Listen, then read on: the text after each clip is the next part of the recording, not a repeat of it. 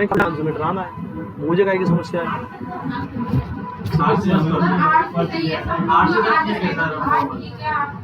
Class में हम लोग पढ़ेंगे प्लेसेंटा के बारे में। तो आपको पता है बच्चों, प्लेसेंटा का जो फॉर्मेशन होगा आपने देख ही लिया था। इधर देखिए प्यारे बच्चों, आपने देखा था कि ओवम फर्टिलाइज्ड हो गया था और चौथे दिन जो है ओवम जो 64 सेल स्टेज में पहुंच गया था और ये लुढ़कता लुढ़कता यूटेराइन कैविटी में आ गया था। अब इसको इम्प्लांटेशन का टाइम आ गया। किसका टाइम आ गया था? 5 से 6 दिन आगे थे, इम्प्लांटेशन वाला टाइम आ गया था। तो इम्प्लांटेशन से पहले जो है उसमें कुछ चेंजेस होते थे फर्टिलाइज ओवम में, कि वहां पर आपके पास में जो है फर्टिलाइज ओवम 2 भागों में डिवाइड हो जाता था, मतलब 2 प्रकार की उसके अंदर लेयर बन जाते थे। एक तो कौन सी बताओ बच्चों? आउटर लेयर, एक इनर लेयर। ये आपको पता है या नहीं है बताओ? जो आउटर लेयर है उसको क्या बोलते थे? ट्रोफोब्लास्ट। क्या बोलते थे बताओ? या फिर ट्रोफोएक्टोडर्म। क्या कहते थे आप लोग बताओ? ट्रोफोएक्टोडर्म कहते थे। इनर जो सेल होती थी उससे क्या बनता था बताओ? हाँ, उससे क्या बनता? Cell mass. और सेल मास से क्या बनते थे? आपके फीटस का निर्माण होता था। किसका निर्माण होता? योगशेक बन के फीटस का निर्माण होता था। ट्रोफोब्लास्ट से भी आपकी, जब ट्रोफोब्लास्ट को हम देखते थे, बाहर वाली जो पार्ट को देखते थे, फर्टिलाइज्ड ओवम के बाहर वाले पार्ट को देखते थे, ये 2 लेयर में दिखाई देता था। कितनी लेयर में प्यारे बच्चों? और इन दोनों लेयर का अलग अलग नाम होता है। जो बाहर वाली जो लेयर थी उसका नाम क्या था? सिनसाइटोट्रोफोब्लास्ट। क्या था बताओ? बोलो क्या नाम था बताओ? सिनसाइटोट्रोफोब्लास्ट। और एक का साइटोट्रोफोब्लास्ट। क्या था बताओ? ये आप जानते हो, कल के क्लास में हम लोगों ने पढ़ लिया था। तो सिनसाइटोट्रोफोब्लास्ट से एससीजी निकलता था और क्या करता था बताओ? ये प्लेसेंटा बैरियर का काम करता था। किसका बताओ? जबकि साइटोट्रोफोब्लास्ट प्लेसेंटा बनाता है। प्लेसेंटा कितना पार्ट बनाता है? 80% पार्ट यही बनाता है, जो कि फीटल पार्ट होता है। कौन सा बताओ? हाँ, तो देखिए बच्चों, अब हम आगे चलते हैं। तो सबसे पहला ही आपके पास है, placenta is formed by cytotrophoblast. Placenta किससे बनती है बताओ? साइटोट्रोफोब्लास्ट से। पहला पॉइंट यही लिखा आप लोगों ने ना। प्लेसेंटा किससे बनती है बताओ?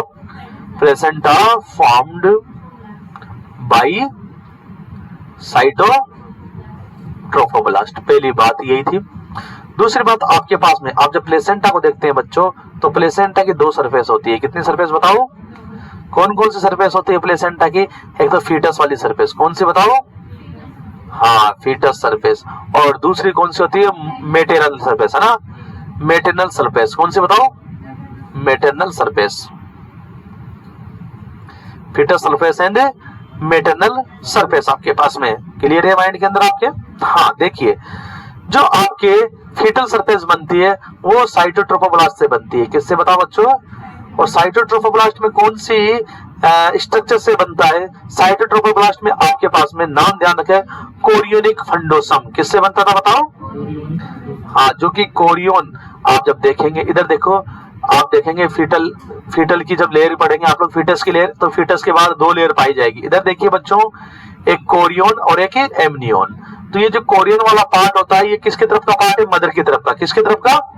तो इस कोरियोन के अंदर एक पार्ट होता है कोरियोनिक फंडोसम। क्या पार्ट होता है? उसी कोरियोनिक फंडोसम का आपके क्या बनती है बताओ? प्लेसेंटा का निर्माण होता है। किससे? कोरियोनिक फंडोसम। और कोरियोनिक फंडोसम किसका पार्ट होता है? साइटोट्रोफोब्लास्ट का। किसका बताओ? तो साइटोट्रोफोब्लास्ट क्या बनाएगा? कोरियोनिक फंडोसम। क्या बनाएगा बताओ? हाँ, साइटोट्रोफोब्लास्ट क्या बनाएगा बताओ? कोरियोनिक फंडोसम। और कोरियोनिक फंडोसम से क्या बनता है आपके पास में? इधर देखिए बच्चों, हाँ, कोरियोनिक प्लेट, कोरियोनिक फंडोसम से आपके क्या बनता है? देखो, प्लेसेंटा का निर्माण होगा। किसका निर्माण होगा बताओ? प्लेसेंटा का निर्माण होगा। उसके बाद इसी से आपके अम्लाइकल कोड बनता है। क्या बनता है बताओ बच्चों? Umbilical code. अगली बात समझ में? प्लेसेंटा का निर्माण होता है और किसका? अम्लाइकल कोड का। जो मेटरनल सरफेस होती है वो किससे बताओ? मेटरनल सरफेस जो होती है आपके प्लेसेंटा की बेसल प्लेट होती है। कौन सी बताओ? अंदर वाली प्लेट। और ये किससे बनती है बताओ? हाँ, ये बनती है आपके पास में एंडोमेट्रियम से। किससे बताओ? मेन बात याद रखें, एंडोमेट्रियम में कौन सी लेयर से बताओ? बेसल लेयर से। कौन सी लेयर से बताओ? कौन सी लेयर से? और बेसल लेयर फूल जाती है, मोटी हो जाती है। बेसल लेयर क्या हो जाती है? फूल जाती है, मोटी हो जाती है प्रेगनेंसी के अंदर, जिसे क्या बोलते हैं? डेसिडुआ। डेसिडुआ का मतलब टेम्परेरी। डेसिडुआ का मतलब क्या होता है बताओ? टेम्परेरी। आप लोग देखिएगा, देखो किस तरीके से आपके प्लेसेंटा का निर्माण होता है, सामने देखिएगा, मैं बता देता हूं आप लोगों को। इधर देखिए बच्चों, इधर देखिए, सामने देखिए आपके पास में, जैसे मान के चलिए ये बाहर की लेयर है। इधर देखिए, ये आपकी बाहर की लेयर है। इधर देखिए, सामने देखिए आप लोग, ये बाहर की लेयर है, जिसको आप बोलते हैं सिनसाइटोट्रोपोब्लास्ट। क्या बोलते हैं बताओ? और ये अंदर की लेयर है जिसको आप बोलते हैं साइटोट्रोपोब्लास्ट। क्या बोलते हैं बताओ? ध्यान से समझिएगा बच्चों। अब क्या होता है देखो, जब आपके प्लेसेंटा का निर्माण हुआ, सामने देखिए किस तरीके से प्लेसेंटा का निर्माण होगा, और ये यहाँ पर आपके होगा बच्चों यूट्रस की दीवार। किसकी दीवार है बताओ? ये यूट्रस की दीवार। ये 3 दीवारें आपके पास में। यूट्रस की कौन सी दीवार है बताओ? ये बेसल। कौन सी है बताओ? बेसल, जो कि मोटी हो जाती है फूल के प्रेगनेंसी में, जैसे हम लोग कहते हैं डेसिडुआ। क्या कहते हैं? और इधर देखिए प्यारे बच्चों, सामने देखिए, और इस बेसल लेयर के पीछे क्या होते हैं बताओ? 2 जो है ब्लड वेसल्स होती है। क्या होती है? 2, जिसका नाम क्या है? Uterine artery and uterine. Uterine नाम क्यों लिया बताओ इसका? क्योंकि यूट्रस की है। किसकी है बताओ? Uterine artery and uterine when. Uterine when. अब देखो कैसे बनता है, अब ध्यान से समझिएगा आप लोग। क्या होता है देखो बच्चों, इधर देखिए, जो आपके प्लेसेंटा बनती है, इधर देखिए, प्लेसेंटा जो डिस्क शेप होती है। कैसे होती है? डिस्कोइड, मतलब डिस्क जानते हो ना आप? आपने देखी होगी जो सीडी की डिस्क आती है, वो वाली इस तरीके की आपने चीज देखी होगी, ये वाली ऐसी होती है डिस्क शेप। आई बात समझ में? जो कि प्लेसेंटा बीच में से मोटी और किनारों पे से क्या होती है? पतली होती है। किनारों पे से क्या होती है? पतली। बीच में से मोटी और किनारों पे से क्या होती है? पतली होती है।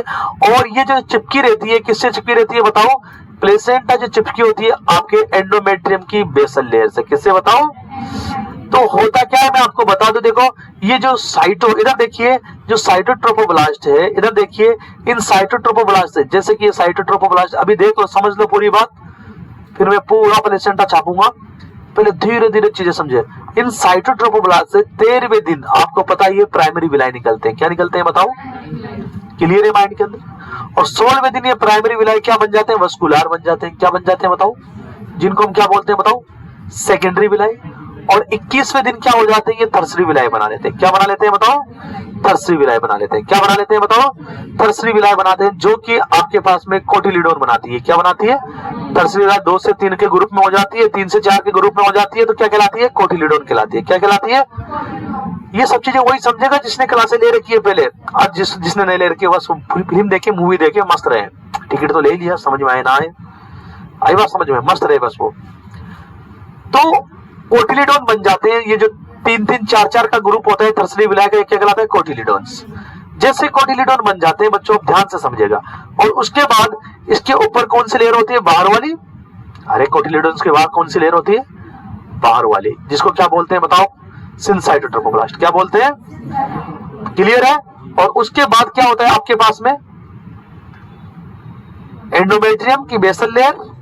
और उसके बाद क्या होती है बताओ? एंडोमेट्रियम की बेसल लेयर में आर्टरी और वेन होती है। आई बात समझ में? प्लेसेंटा का निर्माण स्टार्ट हो गया 21वें दिन, 3 वीक की बात चल रही है। किसकी बात चल रही है बताओ? अरे किसकी बात चल रही है बताओ? हाँ, आपके पास में इधर देखो, इधर देखो, आपके पास है प्लेसेंटा का निर्माण स्टार्ट हो गया। यहाँ पे अब इनके द्वारा देखो, ये जो आर्टरी है तो ब्लड लेके आएगी। क्या लेके आएगी बताओ? और ब्लड लेके आएगी तो यहाँ पर ये ब्लड डाला जाएगा। लेकिन क्या होगा बताओ? इधर देखो, इस ब्लड में से आरबीसी, डब्ल्यूबीसी, प्लेटलेट्स नहीं जा पाएगी सिनसाइटोट्रोपोब्लास्ट के द्वारा। केवल क्या जाएगी? ऑक्सीजन जाएगी, प्रोटीन वगैरह, ग्लूकोज वगैरह जाएंगे, और वो यहाँ पर जाएंगे।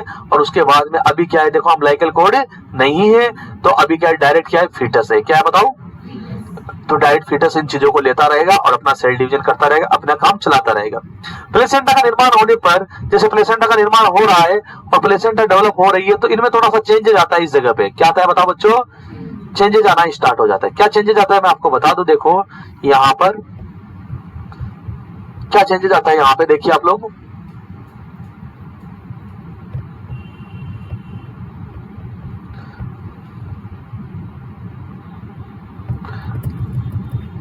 देखिए यहाँ पे क्या चेंजेस आता है। थोड़ा सा ये जो आपके पास में ये थर्सरी विलाई या कोटिलीडोन्स बने थे, क्या बने थे? हाँ, ये क्या बनाते हैं इस तरीके से, देखो इनकी जो वेसल से इस तरीके से घूम जाती है, ये इस तरीके से, ध्यान से सुनिएगा मेरी बात को, इस तरीके से ये घूमने लगती है इनकी वेसल्स, ये इस तरीके से। इधर देखिएगा बच्चों, ये वेसल से क्या है बताओ? ये ध्यान से समझिएगा, ध्यान से समझिएगा, ये वेसल से।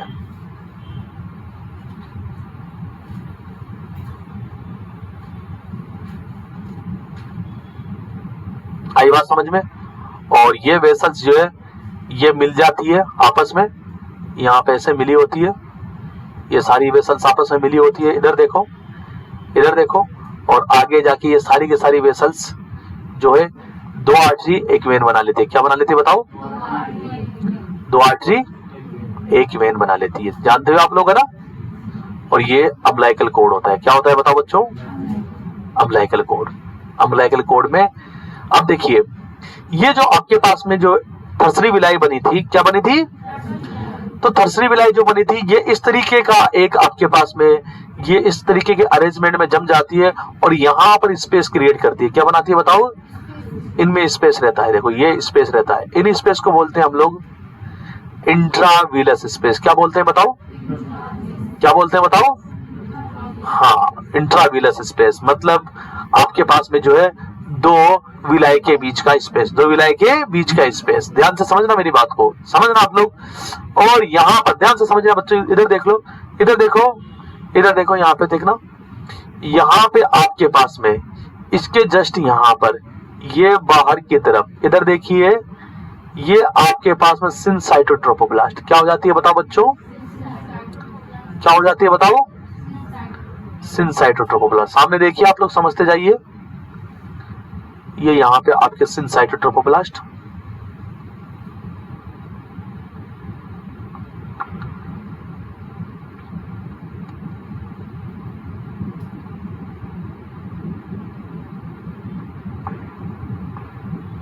बाहर की तरफ। आ गई बात समझ में? और सिनसाइटोट्रोपोब्लास्ट के बाद में यहाँ पे एक लेयर बनती है, ध्यान से समझिएगा। इधर देखो, अब ये लेयर जो बनेगी, मैं इस लेयर का नाम बताऊंगा, आपने नहीं सुना होगा। इधर देखिए, सबके अपने अपने काम भी पड़ेंगे, पहले बस स्ट्रक्चर देखो आप लोग।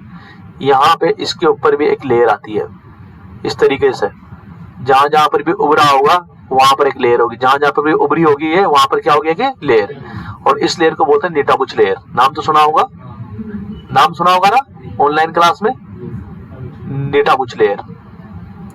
आई बात समझ में? अब देखो यहाँ पे ध्यान से सुनिएगा, उसके बाद में यहाँ पर आ जाता है आपके पास नीटाबुच लेयर के बाद में आ जाता है ये सटी होती है बच्चों, ये यहाँ पर सटी होगी आपकी, किससे सटी होगी बताओ? एंडोमेट्रियम की बेसिलिस लेयर से। किससे बताओ? ये एंडोमेट्रियम की बेसिलिस लेयर है।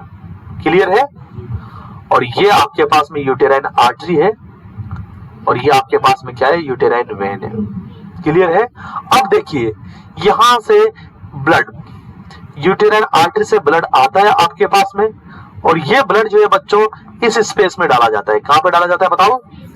इस स्पेस में ये ब्लड डाला जाता है, इस स्पेस में। और इन स्पेसों को बोलते हैं लेक्यूनार स्पेस। क्या बोलते हैं बताओ? लेक्यूनार स्पेस में। ये स्पेस कौन सी स्पेस है बताओ? लेक्यूनार स्पेस। क्या नाम इनका? लेक्यूनार स्पेस। नाम पढ़ा होगा आप लोगों ने, पढ़ा था आप लोगों ने? नाम पढ़ा था नहीं पढ़ा था? तो देखिए, अब देखिए होता क्या है, देखो ये जो आपकी यूटेराइन आर्टरी है, कौन सी आर्टरी बताओ? ये ऑक्सीजन, ग्लूकोज और न्यूट्रिएंट लेके आती है। क्या लेके आती है बताओ? हाँ, और इसमें सब कुछ होता है पूरे ब्लड के अंदर। ये ब्लड यहाँ पे आके भर जाता है, यहाँ पे आके भर जाता है इन स्पेस के अंदर। आपको बता दें अप्रोक्सीमेट प्लेसेंटा के अंदर 500 ml ब्लड होता है। कितना बताओ बच्चों? 500 ml ब्लड में से ये जो स्पेस में भरा होता है बच्चों 150 ml होता है। कितना होता है बताओ? 150 ml। ये जो 150 ml भरा है लेक्यूनार स्पेस में, ये मदर का ब्लड है। किसका ब्लड है बताओ? अब उधर से जो है, इधर देखो बच्चों, सामने देखो, यहाँ पे कौन जुड़ा है? फीटस। कौन जुड़ा है बताओ? यहाँ पे फीटस जुड़ा हुआ है। सामने देखिए, यहाँ पे फीटस जुड़ा हुआ है और फीटस से जो है आपके ब्लड जा रहा है, और ये जो ब्लड जाएगा फीटस से ब्लड जाएगा, ये कहां पर रहेगा बताओ? इसमें। कहां पे रहेगा बताओ? इंटरविलस स्पेस में। किसमें बताओ? आप जब देखेंगे तो इधर देखिए बच्चों, मैं थोड़ा ब्रॉड करके आपको बताता हूं। ये आपके पास में ल्यूकेनार स्पेस। आई बात समझ में? इधर देखिए, ये आपके पास सिनसाइटोट्रोपोब्लास्ट। क्या है बताओ बच्चों? और उसके बाद में आपके पास में ये आपके पास में इंट्राविलस स्पेस। कौन सा बताओ? जिसको आप विलाई सिस्टम भी है ना। एक भाग को हमने ले लिया और यहाँ पे समझ रहे हैं। अब देखो, इस ल्यूकेनार स्पेस में किसका ब्लड भरा होता है बताओ? मदर का। किसका ब्लड बताओ? इधर देखिए, सामने देखिए प्यारे बच्चों, सामने देखिए, मदर का ब्लड। और ये विलाई सिस्टम, जिसको विलाई सिस्टम या इंट्राविलस स्पेस कहते हैं, इसमें किसका ब्लड भरा होता है बताओ? फीटस का। किसका बताओ? फीटस का। अब क्या होता है, देखो वही सेम टू सेम चीज, डिफ्यूजन और ऑस्मोसिस होता है। क्या होता है यहाँ पे, तुम्हें पता है ये जो चीजें हैं हाई कंसंट्रेशन से लो कंसंट्रेशन की तरफ जाती है। आई बात समझ में, डिफ्यूजन और ऑस्मोसिस में क्या होता है, हाई कंसंट्रेशन से लो कंसंट्रेशन की तरफ जाती है चीजें। आई बात समझ में। तो क्या होगा, इधर ऑक्सीजन की कमी है, फीटस के ब्लड में किसकी कमी है, जबकि मदर के ब्लड में ऑक्सीजन ज्यादा है, तो ऑक्सीजन कहां चला जाएगा बताओ, फीटस की तरफ। इधर कार्बन डाइऑक्साइड ज्यादा है, इधर कार्बन डाइऑक्साइड क्या कम है, तो कार्बन डाइऑक्साइड किधर चला जाएगा, फीटस से मदर की तरफ। इधर ग्लूकोज की कमी है, इधर ग्लूकोज ज्यादा है मदर के ब्लड में, ग्लूकोज कहां चला जाएगा, फीटस के ब्लड में। तो आरबीसी डब्ल्यूबीसी प्लेटलेट क्यों नहीं जाएगी, क्योंकि बीच में क्या है, सिनसाइटोट्रोपोब्लास्ट है। क्या है बताओ, ये सिनसाइटोट्रोपोब्लास्ट जो है आपके किसकी तरह काम करती है, आपने ग्लोमेरुलस देखा है ना, देखा है ग्लोमेरुलस, ग्लोमेरुलस की जो दीवार होती है अल्ट्रा फिल्ट्रेशन मेम्ब्रेन, उसी की तरह काम करती है। ये जो आरबीसी डब्ल्यूबीसी प्लेटलेट को नहीं आने देती, जो काम की चीजें वो अंदर आ जाती है, और जो बिना काम की चीजें वो कहां चली जाती है बताओ, मदर के ब्लड में। किस में चली जाती है, और यहाँ पे आके इकट्ठी हो जाती है, और मदर का ब्लड जो है यहाँ से चल के वापस किस में चला जाता है, वेन में। किस में बताओ, जो अशुद्ध ब्लड होगा किस में चला जाएगा, वेन के अंदर, वेन के द्वारा वापस मदर के सिस्टेमेटिक सर्कुलेशन में, और फीटस के जो है कहां पे आ गया बताओ बच्चों, विलाई सिस्टम में। किसमें, और ये विलाई सिस्टम देखो जुड़ के, ये विलाई सिस्टम जुड़ के क्या बना लेगी आपके पास में, अम्लाइकल वेन। क्या बना लेगी बताओ, अम्लाइकल वेन के माध्यम से जो है, अम्लाइकल वेन के माध्यम से इस फीटस को ब्लड चला जाएगा, शुद्ध वाला। कौन सा, वेन के द्वारा जाता है ब्लड। किसके द्वारा जाता है बताओ, वेन के द्वारा। आर्टरी का काम क्या होता है, हमेशा ब्लड को लाना है, ले जाना, बताओ। हाँ, आई बात समझ में। आर्टरी का काम क्या होता है बताओ, ब्लड को लेकर जाना, ब्लड को। तो यहां पर ब्लड का मामला किससे, इधर देखो, सामने देखो, जैसे आपके पास, आपके इसके अंदर क्या होता है, आपके सर्कुलेशन में क्या होता है, हार्ट से ब्लड जाता है आर्टरी के माध्यम से। किसके माध्यम से बताओ, अरे हार्ट से ब्लड जाता है आर्टरी के माध्यम से, और आता किसके माध्यम से, वेन के माध्यम से। किसके माध्यम से, तो जा कहां से रहा है बताओ, मेरी बात को सुनो।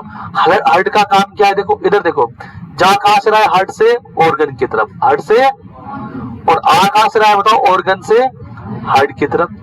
आई बात समझ में। तो आपने देखा होगा कि जो आपकी आर्टरी होती है ब्लड ले जाने का काम करती है। किसका काम करती है, जबकि वेन होती है ब्लड लाने का काम।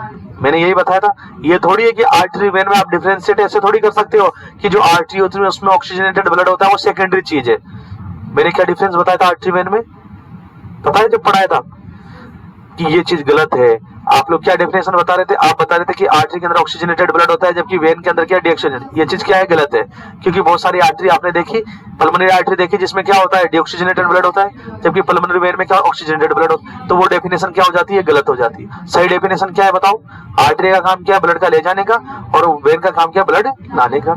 आई बात समझ में, वापस लेकर आती है ब्लड को हार्ट की तरफ, जबकि आर्टरी लेकर जाती है। तो इधर देखिए, यहां पर देखो ऑक्सीजनेटेड ब्लड, कौन सा ब्लड है बताओ, हाँ। तो यहां पर भी देखो, इधर देखो, ये क्या है बताओ, फीटस। फीटस से ब्लड ले जाने का काम किस करेगा, आर्टरी का, और लाने का काम किस करेगा, वेन का। समझ गए बात को, कॉन्सेप्ट क्लियर है नहीं है। आर्टरी का काम क्या है, ले जाने का, और वेन का काम क्या है, लाने का। तो लाएगा कौन बताओ ब्लड को, वेन लेके आएगी। आई बात समझ में। अरे फीटस की तरफ ब्लड कौन ले गए, वेन, और फीटस से ब्लड लेके कौन जाएगा बताओ, आर्टरी। तो यहाँ पर ये जो ऑक्सीजनेटेड ब्लड है ये अम्लाइकल वेन के माध्यम से, किसके माध्यम से, अम्लाइकल वेन के माध्यम से फीटस को पहुंचेगा, फीटस के अंदर यूज होगा, और ये डीऑक्सीजनेटेड हो जाएगा, एक्सक्रीट मटेरियल इसमें बन जाएंगे, और जो है आर्टरी के माध्यम से वापस से कहां जाएगा ब्लड बताओ, ये इंट्राविलस स्पेस में, कहां पर बताओ, और यहाँ पर क्या होगा, फिर वापस एक्सचेंज होगा, क्या होगा बताओ, और वेन के माध्यम से फिर वापस फीटस को चला जाएगा।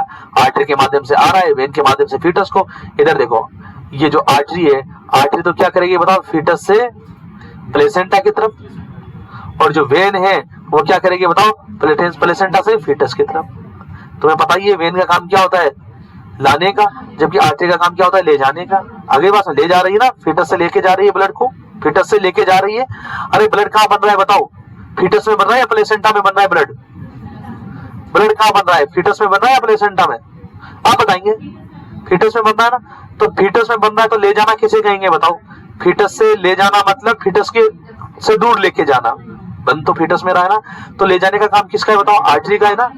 आगे बात आप समझे नहीं समझे, आप समझो तरीके से। अरे ब्लड कहां बन रहा है, फीटस में, जा कहां रहा है बताओ, प्लेसेंटा की तरफ, तो ले जाना है ना ब्लड को, कौन लेके जाएगा, आर्टरी। आई बात समझ में। और लाना किधर है, फीटस की तरफ लाना है तो कौन लेके आएगी, वेन। वापस लाने का काम किसका है, वेन का। ले जाने का काम किसका होता है, आर्टरी का। तो यहाँ पर ये चीज आपके पास में आर्टरी के द्वारा जाता है और वेन के द्वारा वापस लाया जाता है। दूसरी बात देखो, आपको बता दे बच्चों, बहुत ध्यान से समझिएगा, बात बहुत काम की है। आपने देखा था, इधर देखिए, सबसे मेन चीज जो कि एएनएम के लिए काफी इंपॉर्टेंट है कि टर्म पर प्लेसेंटा का वजन कितना होता है। टर्म पर प्लेसेंटा का वजन कितना होता है, तो टर्म पर प्लेसेंटा का वजन सभी को पता होना चाहिए, 500 ग्राम। अगर ये भी क्वेश्चन याद नहीं है, आज के कभी भी सपने में पूछ लिए कि टर्म पर प्लेसेंटा का वजन कितना होता है, अगर उसको 500 ग्राम याद नहीं है तो फिर वो पढ़ाई छोड़ के और फिर मथुरा चला जाए ना, माला पहन ले और वो ले आया करो। आई बात समझ में, फिर उसका कुछ नहीं हो सकता, उसका कुछ नहीं हो सकता। आप लोगों से पूछा जाए कि टर्म पर, किस पे बताओ, टर्म पर फीटस का वजन कितना होता है, तो आप कहते हो टर्म पर फीटस का वजन 3000 ग्राम होता है। कितना होता है टर्म पर फीटस का वजन, जबकि प्लेसेंटा का कितना होता है बताओ, 500 ग्राम। तो अगर पूछ लिया जाए कि फीटस और प्लेसेंटा का रेशियो बताइए टर्म पर, ये क्वेश्चन आया हुआ है, फीटस और प्लेसेंटा के वेट का रेशियो कितना होता है टर्म पर, तो 3000:5 करते हो आप लोग बच्चों, 500, 2 0 से 2 0, 5 एकम 5 और 5 है 30। तो फीटस और प्लेसेंटा का अनुपात कितना, 6:1 हो गया। 6:, अगर उल्टा पूछे प्लेसेंटा फीटस का अनुपात तो 1:6। अगली बात समझ में, समझ गए ना, समझ गए। ये किसका अनुपात है, वेट का अनुपात, किस पर, टर्म पर। टर्म पर फीटस का और प्लेसेंटा के वेट का अनुपात। आई बात समझ में, अरे बोलो जोर से, आ गई। तीसरी चीज आपके पास में देखो, अगली चीज क्या है आपके पास में, ये जो आपके पास में यूट्रस है, क्या है बताओ बच्चों, बहुत इंपॉर्टेंट बात है, ये बहुत इंपॉर्टेंट बात है, वेरी वेरी इंपॉर्टेंट। ये आपके पास में यूट्रस है, आपको पता है यूट्रस कहाँ इंप्लांट होता है बताओ, सॉरी फीटस कहाँ इंप्लांट होता है, यूट्रस पे। जो फर्टिलाइज्ड ओवम है उसका इंप्लांटेशन कहाँ होता है, यूट्रस पे। और यूट्रस पे भी कहाँ होता है बताओ, कौन से पार्ट, बॉडी पार्ट पे या फंडस पार्ट, बताओ बॉडी पार्ट है। बॉडी पार्ट पे कहा, एंटीरियर या पोस्टीरियर, पोस्टीरियर, अपर या लोअर, अपर पार्ट पे। तो अपर पार्ट पे यहाँ पर जो इम्प्लांटेशन होता है। तो पूछा ये जाता है कि यूट्रस की वाल का कितना % घेरता है ये फीटस, यूट्रस की वाल का कितना %, 30% पार्ट लिख लो, 30% पार्ट घेरता है प्लेसेंटा। जो प्लेसेंटा है, अब आपको पता ही है कि जो फीटस है यूट्रस से किसके थ्रू जुड़ा होता है, प्लेसेंटा के थ्रू। फीटस यूट्रस से किसके थ्रू जुड़ा होता है, प्लेसेंटा के थ्रू, किसके थ्रू। तो जो प्लेसेंटा है वो यूट्रस का कितना पार्ट घेरती है बताओ, 30% पार्ट। कितना बताओ, कितना पार्ट, हाँ याद रखिएगा, आया हुआ क्वेश्चन है, कितना पार्ट घेरती है बताओ, हाँ 30%। कितना बताओ, 30%। क्लियर है माइंड के अंदर, अरे क्लियर है या नहीं बताओ।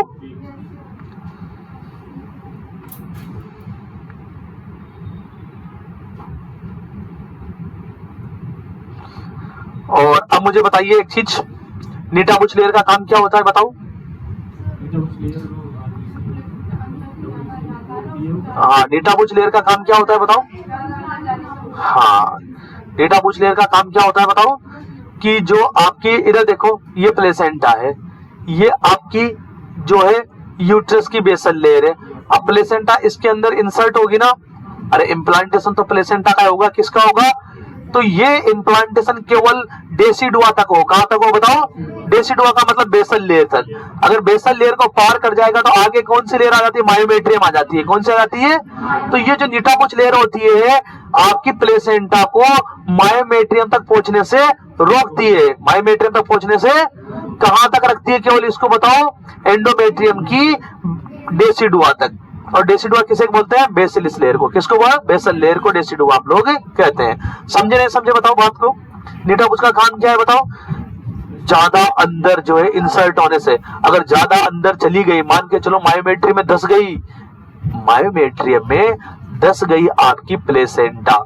प्लेसेंटा अगर मायोमेट्री में धस गई तो जब प्लेसेंटा बाहर आएगी तो पूरे तरीके से बाहर नहीं आ पाएगी, और अगर पूरे तरीके से बाहर नहीं आ पाएगी तो अंदर इन्फेक्शन कर देगी। क्या कर देगी, या तो ये हो सकता है, या फिर जब बाहर आएगी तो डेसिडुआ के साथ साथ मायोमेट्रियम को भी ले आएगी। किसको ले आएगी?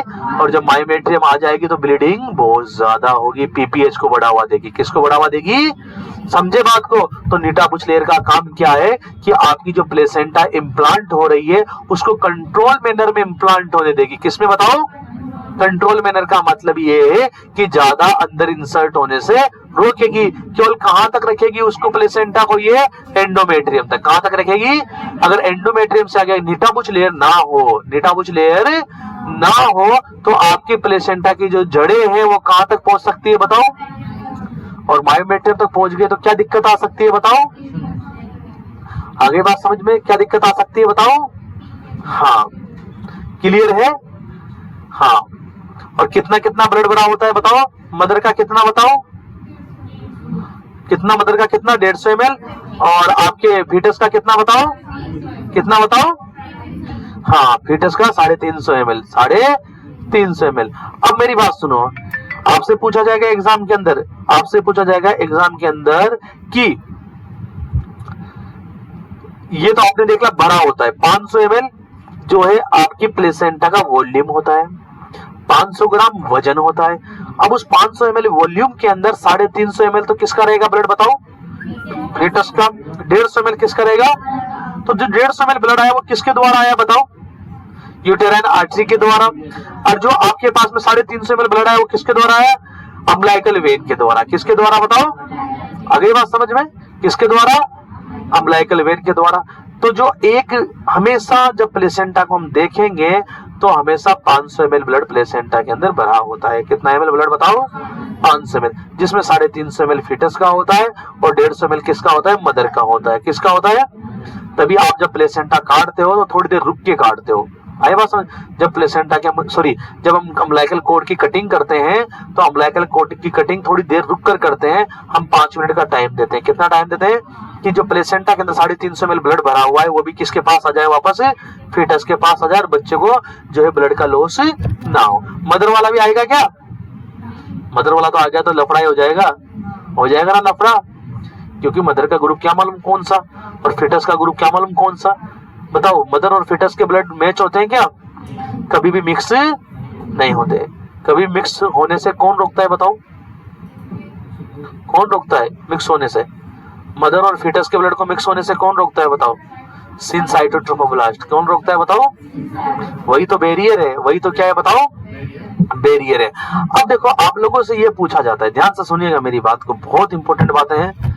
आप लोगों से ये पूछा जाता है कि आपको बताइए कि 21वें दिन ही जो है ब्लड का फॉर्मेशन स्टार्ट हो जाता है। कौन से दिन बताओ? हाँ, अब देखिए,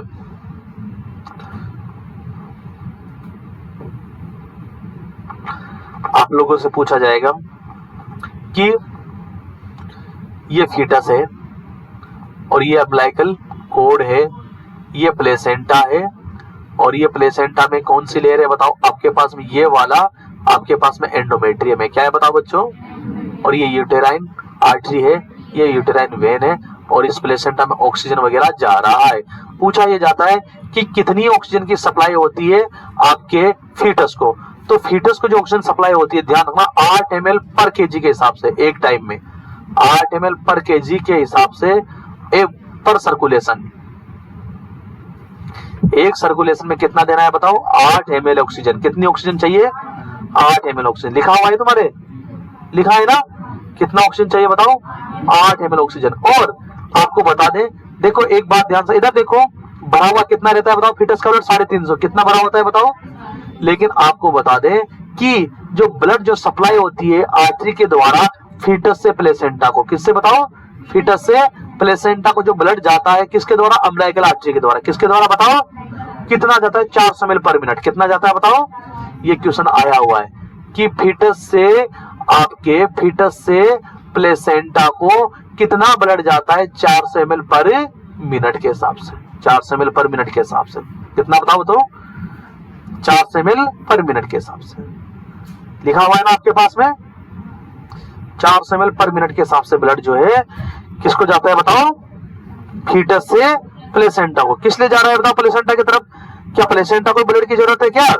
क्यों जा रहा है बताओ प्लीज? हाँ ऑक्सीजन लेने। और क्या लेने बताओ? अरे क्या लेने बताओ? हाँ और क्या लेने बताओ? न्यूट्रिएंट लेने, प्रोटीन लेने। आई बात समझ में? हाँ क्लियर है माइंड के अंदर? तो बच्चों ध्यान रखिएगा, देखो 2-4 क्वेश्चन इधर देखो, कौन कौन से क्वेश्चन आप लोगों को याद रखने हैं, सभी बच्चों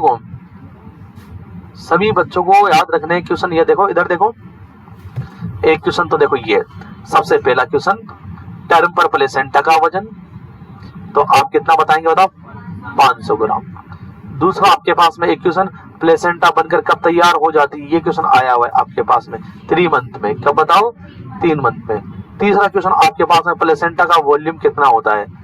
500 ml, जिसमें से 150 ml किसका ब्लड होता है? मदर का, और 350 ml फीटस का। चौथा क्वेश्चन आपके पास में, ध्यान से समझो, चौथा क्वेश्चन कि प्लेसेंटा बैरियर का काम कौन करती है? सिनसाइटोट्रोफोब्लास्ट। आई बात में? छठा पांचवा क्वेश्चन, नीटा बुच लेयर। नीटा बुच लेयर का काम क्या है बताओ? रोकना, है ना, ज्यादा इंसर्ट होने से रोकना। हाँ अगला क्वेश्चन आपके पास में बनता है कि फीटस से प्लेसेंटा को कितना ब्लड जाता है? 400 ml पर मिनट। कि आपके फीटस को कितनी ऑक्सीजन की रिक्वायरमेंट है? 8 ml पर केजी 1 टाइम। आई बात समझ में? 8 ml पर केजी 1 टाइम। अगला क्वेश्चन ये बनता है, देखो बच्चों यहाँ पे, कि फीटस और प्लेसेंटा के वजन का अनुपात कितना होता है टर्म पर? तो आपने फीटस और प्लेसेंटा का पूछे तो 6:1, और प्लेसेंटा और फीटस का पूछे तो 1:6। आई बात समझ में? कितना परसेंट प्लेसेंटा मदर के द्वारा बनाया जाता है? 20%। और कितना परसेंट प्लेसेंटा फीटस को? 80%। आपसे पूछा कितना परसेंट पार्ट? 1/5, और इधर 4/5 पार्ट जो है आपके, इनके अलावा क्वेश्चन नहीं बनता स्ट्रक्चर में से। बात करते हैं फंक्शन ऑफ प्लेसेंटा की। किसकी बात करते हैं? बहुत काम के फंक्शन प्लेसेंटा के, ध्यान रखना। अगर जिनको ये क्वेश्चन पता है, खास तौर पे एनए वालों को, एक भी क्वेश्चन इससे बाहर नहीं जाएगा प्लेसेंटा से रिलेटेड। ये जो क्वेश्चन मैंने बताए एक भी क्वेश्चन बाहर नहीं जाएगा। आप लोगों के कुछ भी आ सकता है। आई बात समझ में? चलिए चलो आज के लिए बताओ, if Nitabuch layer is absent, if Nitabuch layer is absent, अगर नीटा बुच लेयर एब्सेंट होगी तो क्या होगा बताओ? सबसे पहली चीज आपके पास में जो आपकी सिनसाइटोट्रोफोब्लास्ट है, ध्यान से सुनिएगा, कौन बताओ? वो कहां पे दस जाएगी बताओ? मायोमेट्रियम में। कहां दस जाएगी बताओ? कहां दस जाएगी बताओ? हाँ, कहने का मतलब ये है कि जो प्लेसेंटा है, सिनसाइटोट्रोफोब्लास्ट भी किसका पार्ट है? प्लेसेंटा का पार्ट है। जो प्लेसेंटा है वो मायोमेट्रियम में चली जाएगी। किसमें चली जाएगी बताओ? और इसकी वजह से 3 प्रकार की कंडीशन पैदा हो सकती है। कितने प्रकार की बताओ? 3 प्रकार की। कौन कौन से 3 प्रकार की कंडीशन आपको बताया भी था, लिखा होगा आपके पास में। सबसे पहली आपके पास है प्लेसेंटा एसर्टा, लिखा है आपने? एब्नॉर्मलिटी में लिखा है क्या? प्लेसेंटा एसर्टा लिखा हुआ है। हाँ, एसर्टा, इंसर्टा और परसेटा क्या है बताओ मुझे पहले एक बार, इन 3 नामों के बारे में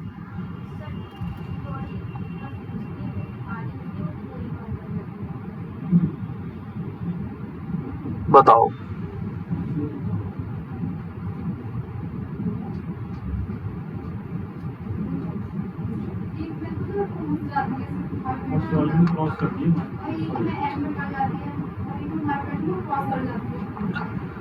तो देखो 3 कंडीशन है, इधर देखिए, प्लेसेंटा एसर्टा, इंसर्टा और परसेटा। इधर देखो, इधर देखो, इधर देखो बच्चों, सामने देखो, ये क्या है आपके पास में? एंडोमेट्रियम। ये क्या है बच्चों? मायोमेट्रियम। और ये आपके पास है प्लेसेंटा है। नॉर्मली तो ऐसा होता है ना, इधर देखो, इधर देखिए, इधर देखो, नॉर्मली ऐसा होता है। जो आपके प्लेसेंटा है वो किससे सटी रहती है? एंडोमेट्रियम। लेकिन आपके पास में जो एसर्टा वाली जो कंडीशन है वो ऐसी होती है। आपकी जो प्लेसेंटा है वो कहां तक पहुंच जाती है बताओ? मायोमेट्रियम तक। कहां तक पहुंच जाती है? ये आपकी पूरी प्लेसेंटा मायोमेट्रियम तक। ये होती है आपके पास में पहली कंडीशन एसेटम। दूसरी कंडीशन है मायोमेट्रियम के अंदर चली जाती है। कहां चली जाती है बताओ? प्लेसेंटा कहां तक चली जाती है? मायोमेट्रियम के अंदर तक, तो वो है इंसर्टा। और तीसरी कंडीशन प्लेसेंटा जो है मायोमेट्रियम को पार कर जाती है। किसको कर जाती है? मायोमेट्रियम, वो कहलाती है परसेंटा। क्या कहलाती है बताओ? क्लियर है नहीं है बताओ? क्लियर है? हाँ क्लियर है तीनों चीजें? लिखा हुआ है आपके पास में? नहीं लिखा हो तो लिख लेंगे आप लोग, हिंदी में लिख लेंगे, लिख लें आप लोग। क्लियर है? और सबसे ज्यादा कौन सी कंडीशन होती है बताओ? पहली वाली। सबसे मोस्ट कॉमन कौन सी बताओ? हाँ ये मोस्ट कॉमन है।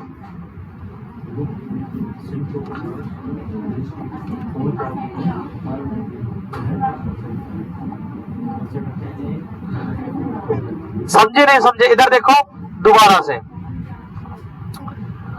इधर देखो, सामने देखो, इधर देखो।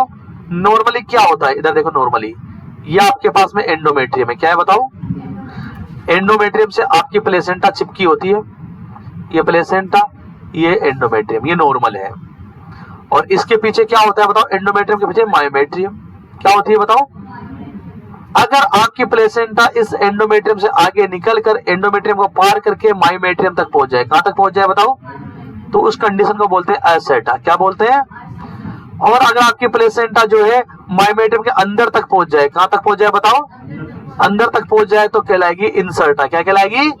और आपकी प्लेसेंटा जो है इस मायोमेट्रियम को भी पार कर जाए तो क्या कहलाएगी बताओ? परसेटा। क्या कहलाएगी?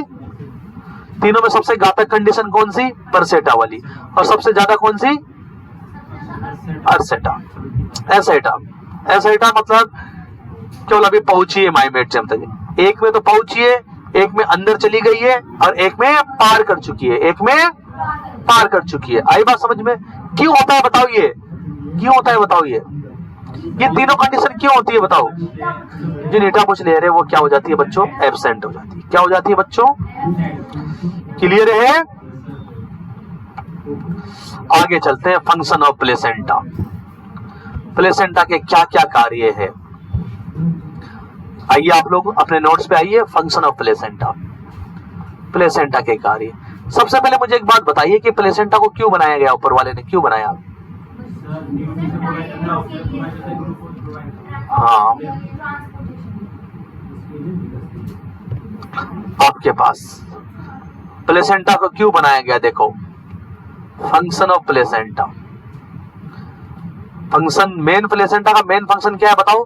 इधर देखो बच्चों, ये प्लेसेंटा, ये अम्बिलिकल कॉर्ड, और ये क्या है? फीटस। ये प्लेसेंटा, और ये आपके पास है मदर वाली लेयर, जिसको आप क्या बोलते हैं? डेसिडुआ। क्या बोलते हैं? जो कि एंडोमेट्रियम की बेसिलिस लेयर है। कौन सी है बताओ? और ये क्या है बताओ? तो सबसे पहली चीज जो मेन कार्य है, ऑक्सीजन, जो न्यूट्रिएंट, जो चीजें हैं उनको प्लेसेंटा से, इधर देखो, प्लेसेंटा से फीटस तक पहुंचाना, या मदर से फीटस तक पहुंचाना। मदर से, ये क्या है? आपके पास में मीडिएटर है। प्लेसेंटा क्या है बताओ? किस चीज का मीडिएटर है? मदर की जो चीजें हैं उसको फीटस तक पहुंचाने का। तो पहला काम याद रखिएगा, main function of placenta. Exam में पूछा जाए कि मेन फंक्शन क्या है प्लेसेंटा का, तो आपका आंसर होगा बच्चों ट्रांसपोर्टेशन। क्या होगा बताओ? अब आपके पास में दूसरा काम बच्चों, रेस्पायरेशन। दूसरा काम क्या है बताओ? रेस्पायरेशन का मतलब क्या है? O2 जो है फीटस को देता है और CO2 फीटस से लेता है। ध्यान से सुनिएगा मेरी बात को। इधर देखिए, अगर आपसे पूछा जाए कि फीटस का लंग्स किसे कहा गया है, तो आपका आंसर क्या होगा बताओ बच्चों? किसको? प्लेसेंटा को कहा गया। फीटस का लंग्स किसे कहा गया? प्लेसेंटा को कहा गया। फीटस की किडनी किसे कहा गया? प्लेसेंटा को कहा गया। क्योंकि प्लेसेंटा ही क्या करती है बताओ आपके? हाँ, जो एक्सक्रीट मटेरियल है उसको फीटस से बाहर निकालती है, और प्लेसेंटा आपके जो है ऑक्सीजन वगैरह कार्बन डाइऑक्साइड का एक्सचेंज करती है, इसलिए इसको हाँ ऑक्सीजन ले लेती है मदर के ब्लड से और CO2 मदर के ब्लड में डाल देती है। ट्रांसपोर्टेशन की बात करें तो किसका ट्रांसपोर्टेशन बताओ? न्यूट्रिएंट हुआ, ऑक्सीजन हुआ, ग्लूकोज हुए, इन सब चीजों का, एंटीबॉडी हुई, क्या हुई बताओ? इन सब चीजों का क्या होता है? ट्रांसपोर्टेशन। देखते हैं कौन कौन सी चीजों का ट्रांसपोर्टेशन होता है। बात करते हैं न्यूट्रिएंट ट्रांसपोर्टेशन फ्रॉम प्लेसेंटा।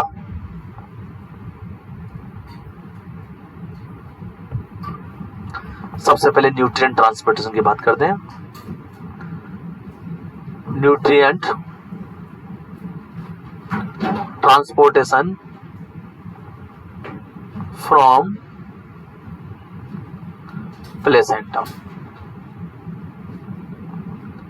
किस तरीके से न्यूट्रिएंट्स का ट्रांसपोर्टेशन होता है, इधर देखिए। न्यूट्रिएंट में कौन कौन सी चीजें आती है बताओ? प्रोटीन हुआ, फैट हुआ, ग्लूकोज हुआ, इनके ट्रांसपोर्टेशन होते हैं। तो बच्चों आपको बता दूं, ये बहुत इंपॉर्टेंट बात है, याद रखिएगा आज के बाद। प्रोटीन और फैट का जो ट्रांसपोर्टेशन होगा, प्रोटीन और फैट का जो ट्रांसपोर्टेशन होगा, बात नहीं, प्रोटीन और फैट का जो ट्रांसपोर्टेशन होगा, इधर देखो, ये प्लेसेंटा है और ये आपके पास में मदर वाली लेयर है और ये आपके पास यूटेराइन आर्टरी, यूटेराइन वेन है। जब आप प्लेसेंटा को देखते हो तो ये एक स्पेस तो ये है और एक स्पेस क्या है? ये वाला। इसमें किसका ब्लड होता है? मदर का ब्लड। और इसमें किसका ब्लड होता है बताओ? फीटस का ब्लड। किसका ब्लड बताओ? फीटस का ब्लड। तो आपको पता है, देखिए, जो मदर के ब्लड है उसके अंदर सारे के सारे क्या रहेंगे बताओ? सारे के सारे, हाँ, आपके न्यूट्रिएंट्स रहेंगे ना। और वो कहां जाएंगे बताओ? फीटस के ब्लड में। कहां जाएंगे बताओ? फीटस के ब्लड में। तो सबसे पहली चीज ये देखो, जो न्यूट्रिएंट्स में हम बात करें फैट की और बात करें प्रोटीन की, तो फैट और जो प्रोटीन होगा वो फैसिलिटेटेड डिफ्यूजन के द्वारा जाएगा। किसके द्वारा बताओ? फैसिलिटेटेड डिफ्यूजन क्या होता है बताओ? हाई कंसंट्रेशन से लो कंसंट्रेशन की तरफ। ये बात ध्यान रखना, पूछा गया है कि कौन से मेथड से जो है प्रोटीन और फैट का ट्रांसपोर्टेशन होगा। कौन से मेथड से प्रोटीन और फैट का ट्रांसपोर्टेशन होगा? तो बताएंगे आप लोग कौन से मेथड से, बताओ? Facilitated diffusion. ये याद रखिएगा बच्चों। हाँ, फैसिलिटेटेड डिफ्यूजन। उसके बाद आप लोगों से पूछा जाएगा ग्लूकोज कैसे ट्रांसपोर्टेशन होता है। ये बहुत इंपॉर्टेंट है। ग्लूकोज के लिए बच्चों इधर देखिए, सामने देखिए, ग्लूकोज के लिए प्लेसेंटा पे एक मीडिएटर पाया जाता है। क्या पाया जाता है बताओ? मीडिएटर। मतलब इधर देखिए, इस ब्लड के अंदर ग्लूकोज है, इधर देखिए मदर के ब्लड में क्या है बताओ? ग्लूकोज। इस ब्लड के ग्लूकोज को कहां ले जाना है? फीटस के ब्लड के अंदर। तो आपकी जो प्लेसेंटा है बच्चों, उस पे मीडिएटर पाए जाएंगे। क्या पाए जाएंगे? वो मीडिएटर इस ग्लूकोज को अपने साथ जोड़ लेंगे और जोड़कर फीटस के ब्लड की तरफ ले आएंगे। इन मीडिएटर का नाम याद रखेंगे बच्चों, हेक्सोज। क्या बोलते हैं उनको? ये आया हुआ क्वेश्चन है। मीडिएटर का नाम क्या है बताओ? हेक्सोज। क्लियर है माइंड के अंदर? क्लियर है नहीं है बताओ? तीसरा काम प्लेसेंटा का, न्यूट्रिएंट ट्रांसपोर्टेशन देख लिया आप लोगों ने। न्यूट्रिएंट्स में प्रोटीन और फैट जो है किस तरीके से ट्रांसपोर्ट होते हैं बताओ? डिफ्यूजन के द्वारा। किसके द्वारा बताओ? हाँ, फैसिलिटेटेड डिफ्यूजन के द्वारा। और आपके जो है ग्लूकोज कैसे ट्रांसपोर्ट होता है? मीडिएटर के द्वारा। किसके द्वारा बताओ? अगला आपके पास में देखिए बच्चों, एंटीबॉडी की बात करें। एंटीबॉडी कैसे ट्रांसपोर्ट होती है? वेरी वेरी इंपॉर्टेंट, ध्यान से समझो। एएनएम वाले बच्चों के लिए काफी ज्यादा इंपॉर्टेंट एंटीबॉडी। इधर देखिए बच्चों, ये मेटरनल सरफेस कितनी परसेंट होती है? मेटरनल सरफेस बताओ? 20%। ये आपके पास है प्लेसेंटा। ये प्लेसेंटा के मेटरनल सरफेस कौन बनाता है बताओ? एंडोमेट्रियम। और ये आपकी ब्लड वेसल्स जो कि मदर की, uterine when and uterine artery. आपको पता है कि मदर के अंदर 5 प्रकार की एंटीबॉडी होती है। कितने प्रकार की एंटीबॉडी है मदर के ब्लड में? 5। कौन कौन सी बताओ? एक तो IgA है, एक IgD है, एक IgE है, एक IgM है, एक IgG है। 5 प्रकार की एंटीबॉडी होती है। कितने प्रकार की? ये पांचों प्रकार की एंटीबॉडी, ध्यान से सुनना, ये पांचों प्रकार की एंटीबॉडी प्लेसेंटा तक पहुंचती तो है। ये जो स्पेस में ब्लड बढ़ता है ना, इस स्पेस में पहुंचेगी पांचों प्रकार की एंटीबॉडी। लेकिन आपकी सिनसाइटोट्रोफोब्लास्ट केवल किसको जाने देती है? IgG को। किसको बताओ? ओनली। बाकी 4 प्रकार की एंटीबॉडी नहीं जा सकती। तो ये क्वेश्चन कई बार आया हुआ है कि प्लेसेंटा से फीटस को कौन सी एंटीबॉडी ट्रांसपोर्ट हो सकती है? कौन सी बताओ? IgG। आई बात समझ में? कौन सी बताओ? कर लेंगे एग्जाम के अंदर। कर लेंगे नहीं कर लेंगे?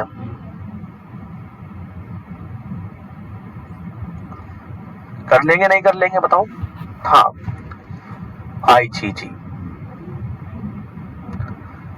फीटस। आपसे पूछा जाए कि मदर जो है, इधर देखो, मदर फीटस को कौन सी एंटीबॉडी देती है?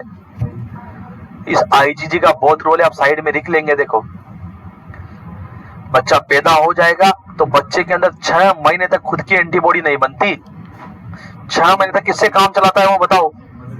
मदर की एंटीबॉडी से काम चलाता है। किससे काम चलाता है वो? जो मदर की एंटीबॉडी आई है उसी से काम चलाता है।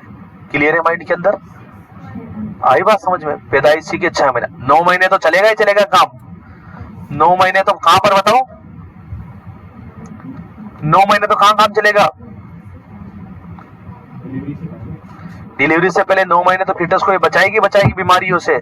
डिलीवरी के बाद भी 6 महीने तक, डिलीवरी के बाद भी जब बच्चा 6 महीने तक का हो जाता है तब तक IgG ही काम आती है, मदर से ली गई, खुद एंटीबॉडी नहीं बना पाता। उसका इम्यून सिस्टम जो है इतना मजबूत नहीं होता कि इम्यून सिस्टम जो है क्या बना सके? एंटीबॉडी बना सके। आई बात समझ में? इसलिए छोटे बच्चे, हाँ IgA पहुंचती है, लेकिन जो है खुद की थोड़ी है वो भी मदर से ही ले रहा है। वो भी बाद में किससे ले रहा है? मदर से ले रहा है। खुद की एंटीबॉडी तो कब बना पाएगा बताओ वो? हाँ, इसीलिए छोटे बच्चे ज्यादा बीमार होते हैं ना। उसके बाद अगला आपके पास में हार्मोन प्रोडक्शन।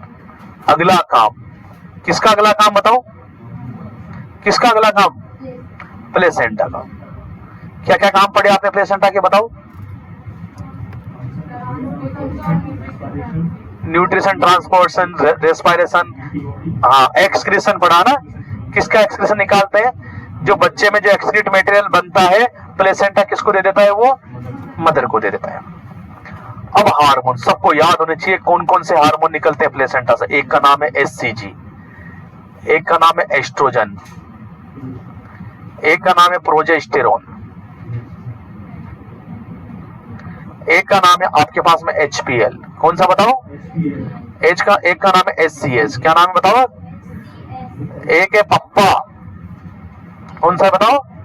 पप्पा। और एक का नाम है रिलैक्सिन। सबके काम याद होने चाहिए। और एक एक गाबा। इतने सारे। HCG 2 बार लिख दिया मैंने, HCS है, HCS। ये सारे हार्मोन आपके कहां से निकलते हैं बच्चों? प्लेसेंटा से निकलते हैं। कहां से? प्लेसेंटा में अलग अलग जगह से निकलते हैं। सबसे पहले बात करते हैं हम लोग HCG की। वेरी वेरी इंपॉर्टेंट, बहुत इंपॉर्टेंट है। सबसे पहला हार्मोन कौन सा है बताओ? HCG। HCG पहला ही सवाल आप बताएंगे। गीता, HCG की फुल फॉर्म?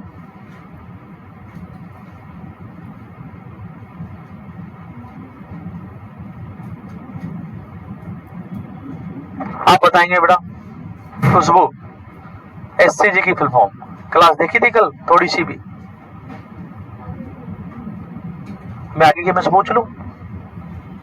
हाँ, अगर पहले दिन से पढ़ाई पे ध्यान नहीं दोगे ना आप तो बहुत कमजोर रहेंगे, मैं आपको बता रहा हूं। बताइए पीछे स्नेह, HCG की फुल फॉर्म?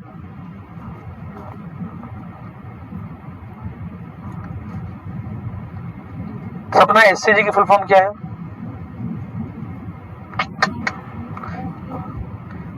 ये क्लास में यूट्यूब पे नहीं डालूंगा, ध्यान रखना। HCG human chorionic gonadotropin. Human chorionic gonadotropin. इन सब चीजों की लिस्टें बना बना के अपने कमरे में चिपकाओ। हजारों बार समझा दिया पढ़ने के तरीके। एक टेबल लाओ, एक कुर्सी लाओ, अपनी किताबें रखो, टेबल लैंप रखो, माहौल बनाओ एक छोटा मोटा सा। कपड़ों पे पैसे खर्चो, जूते मतलब फटे कपड़े पहनो, फटी चप्पलें पहनो।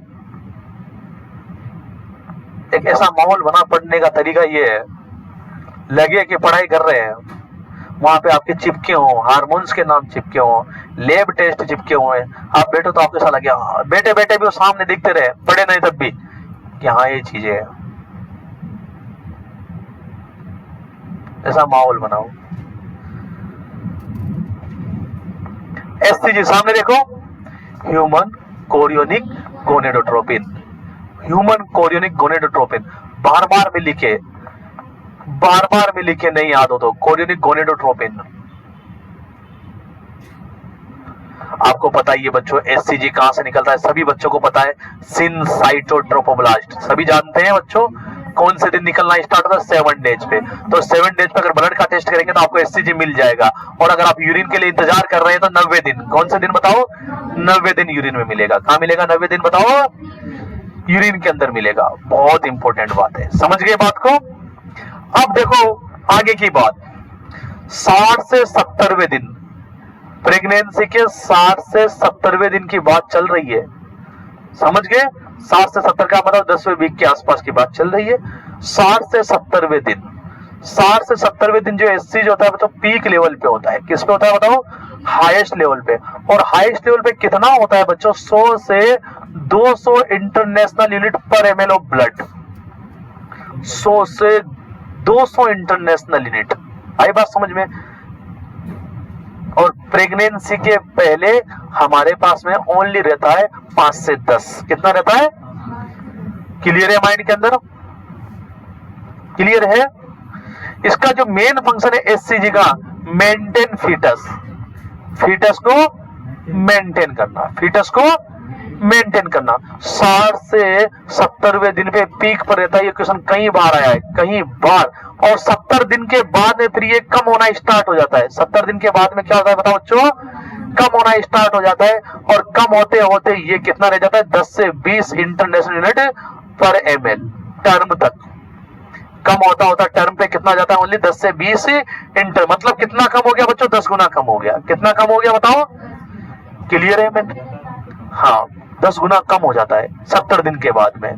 वैसे भी आपको पता है कि बात नहीं, 70 दिन के बाद में जो महिला है उसको वोमिटिंग होना भी कम हो जाती है। सेकेंड ट्राइमेस्टर के अंदर महिला अच्छी हो जाती है ना। अरे प्रेगनेंसी को कितने ट्राइमेस्टर में डिवाइड किया गया है, तो जो फर्स्ट ट्राइमेस्टर है उसके अंदर वोमिटिंग धीरे धीरे बढ़ती बहुत ज्यादा बढ़ जाती है। क्यों बढ़ जाती है, क्योंकि एससीजी की वजह से।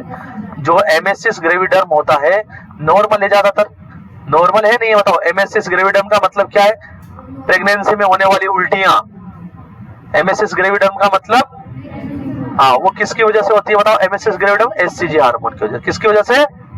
और फर्स्ट ट्राइमेस्टर में इतनी क्यों होती है, क्योंकि फर्स्ट ट्राइमेस्टर में बढ़ा हुआ होता है। धीरे धीरे सेकंड ट्राइमेस्टर में कम होना स्टार्ट हो जाता है तो उल्टियां कम होने लगती है और महिला अच्छे से खाने पीना स्टार्ट कर देती है। तो ये तो इसका अलग सा इफेक्ट है, लेकिन इसका मेन काम क्या है देखो, ये फीटस को मेंटेन रखेगा। कैसे मेंटेन रखेगा बच्चों, देखो सबसे पहले शुरुआत में तो, जैसे शुरुआत में जब तक कार्पस लूटियम है तो ये कार्पस लूटियम को रेगुलेट रखता है ना रेगुलेट। जब तक प्लेसेंटा नहीं बनी है तो एस्ट्रोजन प्रोजेस्टेरोन कहां से लेंगे आप लोग बताओ, कार्पस लूटियम से लेंगे। कहां से लेंगे, जब तक प्लेसेंटा नहीं बनी है तो एस्ट्रोजन प्रोजेस्टेरोन आप कार्पस लूटियम से लेंगे। तो इस कार्पस लूटियम को मेंटेन करने का कार्य कौन करेगा तब तक बताओ, एससीजी। कौन करेगा बताओ, क्योंकि एससीजी तो कब से निकलना स्टार्ट हो गया, 7वें दिन से निकलना स्टार्ट हो गया। कौन से दिन से बताओ, क्लियर है माइंड के अंदर, अरे क्लियर है नहीं बताओ। दूसरी चीज बच्चों देखो, ये देखिए ध्यान से सुनिएगा, अगर बिना प्रेग्नेंट वाली लेडियां होती है या फिर जो फीटस होता है, फीटस के टेस्टिस पे भी काम करता है। किस पे काम करता है बताओ, टेस्टिस की लीडिंग सेल पे। किस पे बताओ, लीडिंग सेल, टेस्टिस की लीडिंग सेल। आपने टेस्टिस को पढ़ा होगा, 2 प्रकार के सेल्स पाई जाती है, interstitial cell and Leydig cell. पढ़ा था, पढ़ा तो था लेकिन पढ़ा ऐसे पढ़ा था, बस तुम याद तो करेंगे नहीं। तो इस लीडिंग सेल पे काम करता है एससीजी और क्या करवाता है, टेस्टोस्टेरोन बनवाता है। क्या बनवाता है बताओ, लिखा हुआ है तुम्हारे, लीडिंग सेल पे काम करके क्या बनवाता है बताओ, टेस्टोस्टेरोन। क्या बनवाता है बताओ, टेस्टोस्टेरोन। क्लियर है माइंड के अंदर। तीसरा काम, हाँ प्रेगनेंसी में अगर फीटस, इधर देखो, प्रेगनेंसी में फीटस मेल है तो उसके अंदर, और अगर जैसे मेल, तो मेल के अंदर भी एससीजी होता है लेकिन बहुत कम अमाउंट में। वो मेल के अंदर एससीजी कहां पे काम करता है, टेस्टिस की लीडिंग सेल पे, और क्या बनवाता है, टेस्टोस्टेरोन। क्या बनवाता है, ये काम है एससीजी का। अदर काम में एक आपके पास में ध्यान से सुनिएगा, इम्यूनोसप्रेसेंट की तरह काम करता है। किसकी तरह बताओ, इम्यूनोसप्रेसेंट के मतलब ये है कि जो मदर है उसके इम्यून सिस्टम को क्या करेगा, सप्रेस करेगा। क्या करेगा बताओ, और जो इम्यून सिस्टम सप्रेस हो जाएगा, सामने देखो, इम्यून सिस्टम को सप्रेस करके एबॉर्शन को रोकेगा। किसको रोकेगा बताओ, आपको पता है इम्यून सिस्टम अगर एक्टिव होगा तो एबॉर्शन होने के चांसेस क्यों होंगे? क्योंकि इम्यून सिस्टम क्या समझेगा उसको? फॉरेन बॉडी समझेगा। महिला का इम्यून सिस्टम फीटस को क्या समझेगा? और उसको मार के कहां पर भगा देगा? वो बाहर भगा देगा। आई बात समझ में? इसलिए महिला का इम्यून सिस्टम जो है, हाँ, और मेनली किसमें सप्रेस करना पड़ेगा? फर्स्ट ट्राइमेस्टर में। किसमें? क्योंकि सेकेंड ट्राइमेस्टर में तो क्या होता है, फीटस एस्टेब्लिश हो जाता है पूरे तरीके से, पूरे ऑर्गन बन जाते हैं उसके, वो एस्टेब्लिश हो जाता है, फिर दिक्कत कम आती है। ज्यादातर जो आपको पता है वैसे भी जितने भी एबॉर्शन होने होते हैं 8 वीक के पहले हो जाते हैं। कब हो जाते हैं बताओ? हाँ। अब देखो बच्चों, बहुत इंपॉर्टेंट बात, कौन कौन सी कंडीशन में आपको एससीजी बढ़ा हुआ दिखाई देगा, कौन कौन सी कंडीशन में एससीजी कम दिखाई देगा? बहुत इंपॉर्टेंट बात। अगर एससीजी बढ़ जाए तो क्या होगा और एससीजी कम निकले तो क्या होगा? लिखा हुआ है आपके पास में। हाँ, अगर एससीजी बढ़ जाए, ज्यादा एससीजी निकले, ध्यान से सुनना, ज्यादा एससीजी निकले तो ज्यादा एससीजी निकलने का कारण यहां पर सबसे पहली चीज कारण बता दो आपको, मल्टीपल प्रेगनेंसी। क्या होगी बताओ? मल्टीपल प्रेगनेंसी के अंदर एससीजी बढ़ जाता है। क्या बढ़ जाता है बताओ? और अगर एससीजी बढ़ जाए तो क्या क्या होने के चांसेस होंगे फीटस के अंदर? फीटस में डाउन सिंड्रोम हो सकता है। आपने जो है महिला के एससीजी टेस्ट करवाया और आपको देखो एससीजी बहुत बड़ा हुआ रहा है, बहुत ही, तो बच्चे को क्या हो सकता है बच्चों? Down syndrome. क्या हो सकता है बच्चों? आपके जो हाइडेटिटी फॉर्म मोल हो सकता है। हाइडेटिटी फॉर्म का मोल का मतलब ये आप पढ़ेंगे बाद में। हाइडेटिटी फॉर्म मोल का मतलब ये, इधर देखो बच्चों, हाइडेटिटी फॉर्म का मतलब ये है कि जो फीटस आपका इंप्लांट हुआ है वो फीटस जो है आपके सिस्ट की तरह बन जाएगा। किसकी तरह बन जाएगा बताओ? और वो सिस्ट जो है आपकी वेजाइना के बाहर देखने को मिलेगा। किसकी तरह बन जाएगा? सिस्ट की तरह बन जाएगा। और किसके बाहर देखने को मिलेगा? इसको बोलते हैं हाइडेटिटी फॉर्म मोल। क्या बोलते हैं? जो प्रेग्नेंट जो फीटस है वो किस में कन्वर्ट हो जाएगा? सिस्ट में कन्वर्ट हो जाएगा। किसमें बताओ? तीसरी चीज, अगर एससीजी ज्यादा बढ़ गया, एससीजी ज्यादा बढ़ गया, सामने देखो, सामने देखो, लिखने का काम वीडियो से करना, सामने देखो, बस रफ कॉपी में लिखे, बस ओनली रफ कॉपी को यूज करें। मैंने उस दिन भी कहा था आप लोगों को। अगर आपको पता है कि एससीजी की वजह से क्या होता है? Hyperemesis gravidarum. क्या होता है बताओ? एमएसएस ग्रेविडम का मतलब क्या है बताओ? प्रेगनेंसी में होने वाली उल्टियां, उनको क्या बोलते हैं? एमएसएस ग्रेविडम। अगर एससीजी बढ़ जाए तो ये उल्टियां भी बढ़ जाएगी, ये उल्टियां भी, और ये उल्टियां बढ़ जाएगी तो ये एबनॉर्मल कंडीशन है, इसे बोलेंगे हाइपर एमएसएस। क्या बोलेंगे बताओ? ग्रेविडम। महिला के इलेक्ट्रोलाइट इम्बैलेंस हो सकता है। एमएसएस ग्रेविडम तो क्या है बताओ? नॉर्मल है। और हाइपर एमएसएस ग्रेविडम एबनॉर्मल है। ये क्यों होगी? एससीजी बढ़ने की वजह से। और एमएसएस ग्रेविडम क्यों होगी? एससीजी की वजह से, एससीजी की। जबकि हाइपर एमएसएस ग्रेविडम क्यों होगी बताओ? बढ़ने की वजह से। आई बात समझ में? तुम बताना, एमएसएस ग्रेविडम और हाइपर एमएसएस ग्रेविडम में क्या अंतर है? इधर देखो मेरी तरफ। एमएसएस ग्रेविडम किसे कहेंगे और हाइपर एमएसएस ग्रेविडम किसे कहेंगे? आप नाम मत बोलो, आपसे नहीं बोला जा रहा, तो बस ये बता दो कि सर इसमें ये होता है, इसमें ये होता है।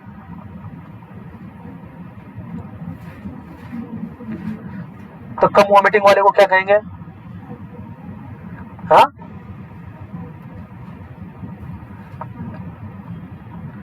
हाँ बताना बेटा, एमएसएस ग्रेविडम और हाइपर एमएसएस ग्रेविडम में क्या अंतर है? इधर देखो मेरी तरफ, दिल से नहीं लगाना, दिमाग से। इधर देखो सामने, दोनों में अंतर बताओ। अभी मैंने बताया है, कुछ तो बोलो। तुम बताओ बेटा, खुशबू, एमएसएस ग्रेविडम और हाइपर एमएसएस ग्रेविडम में क्या अंतर है? क्या कम हो जाता है, क्या बढ़ जाता है? एमएसएस ग्रेविडम और हाइपर एमएसएस, ये कंडीशन है। ये अगर तुम गलत बता, तुम्हारा तो सिर्फ और दूंगा, वो तो लड़कियां हैं, वो बच गई मेरे हाथ से। आज तुम पास में बैठे हो, अगर गलत बता दिए मत बता अभी तो, लेकिन बाद में इस चीज से बच के रहना तुम। हाँ, बसीदा इसकी स्लेट की भरूंगा तुम्हारे। तुम लोगों ने दुख दिया यार बहुत। हाँ बताना बेटा, हाइपर एमएसएस, इधर देखो, दिमाग लगाओ, यहाँ पे मत और यार मुझे तो आया ही नहीं, मुझसे पूछते हैं, मैं तो जो है आज के बाद ये पढ़ू ही नहीं, किताबें फाड़ दूंगी। ये तो महिलाओं के अंदर जन्मजात लक्षण होते हैं, अंदर ही अंदर घुटने का। तो इधर देखो, हाँ तुम बताओ। ज्यादा उल्टियां ना, बस इतना सा फर्क है। तो नॉर्मल उल्टियां कौन से हार्मोन की वजह से हो रही है? और ज्यादा उल्टियां कौन से हार्मोन की वजह से हो रही है? एचसीजी का क्या? एचसीजी का बहुत ज्यादा बढ़ जाए तो ज्यादा उल्टियां होगी। समझो बेटा समझो, देखो समझो, आपको क्लास मिलेगी इसकी, उसमें से लिख लेना ध्यान से, अभी रफ कॉपी रखें। चलिए, और क्या हो सकता है? देखो, अगर एचसीजी ज्यादा बढ़ जाए तो कोरियोकार्सिनोमा हो सकता है। क्या हो सकता है बताओ? ये कोरियोकार्सिनोमा क्या? इधर देखो बच्चों, इधर देखो, जो कोरियन होगा क्या होगा बताओ? ये कोरियन क्या? इधर देखिए बच्चों, आप जब फीटस को देखेंगे, इधर देखो, तो फीटस के बाद दो लेयर पाई जाएगी। कितनी लेयर? जो अंदर वाली लेयर है उसको एमनियन कहते हैं। क्या कहते हैं? पढ़ाऊंगा मैं, टेंशन ना लो। और बाहर वाले को कोरियन कहते हैं। तो इस कोरियन लेयर में क्या हो जाएगा? कैंसर हो जाएगा। क्या हो जाएगा? अगर एचसीजी बढ़ा हुआ है तो कोरियन में क्या हो जाएगा? कैंसर। कौन सा कैंसर होगा? कोरियोकार्सिनोमा। क्या हो जाएगा बच्चों? हाँ।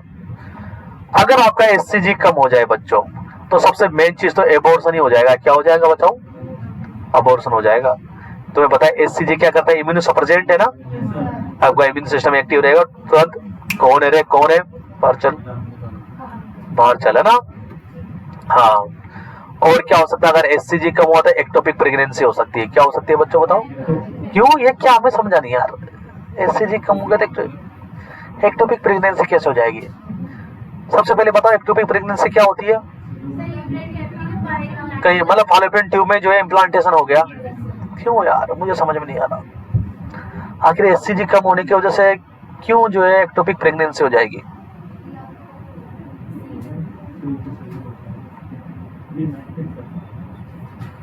हाँ हाँ बोलो, मुंह से बोलो। तो एचसीजी का सीलिया से क्या लेना देना?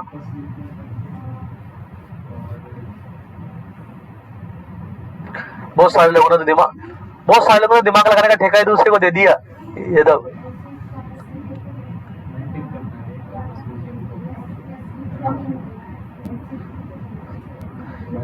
कार्पस ल्यूटियम मेंटेन नहीं हो पाएगी। कार्पस ल्यूटियम से एस्ट्रोजन प्रोजेस्टेरोन कम निकलेंगे। जब कम निकलेंगे एस्ट्रोजन प्रोजेस्टेरोन कार्पस ल्यूटियम से, तो जो सीलिया थी उनका मूवमेंट कम हो जाएगा, और सीलिया का मूवमेंट कम हो जाएगा तो क्या रहेगा? Ectopic pregnancy. समझने की कोशिश करिए, बात समझे? इधर देखो बेटा, बात समझे आप लोग? क्यों एक्टोपिक प्रेगनेंसी हो जाती है? एचसीजी कम होने के। अगर एचसीजी कम हो जाएगा तो आपकी जो कार्पस ल्यूटियम है वो मेंटेन नहीं हो पाएगी।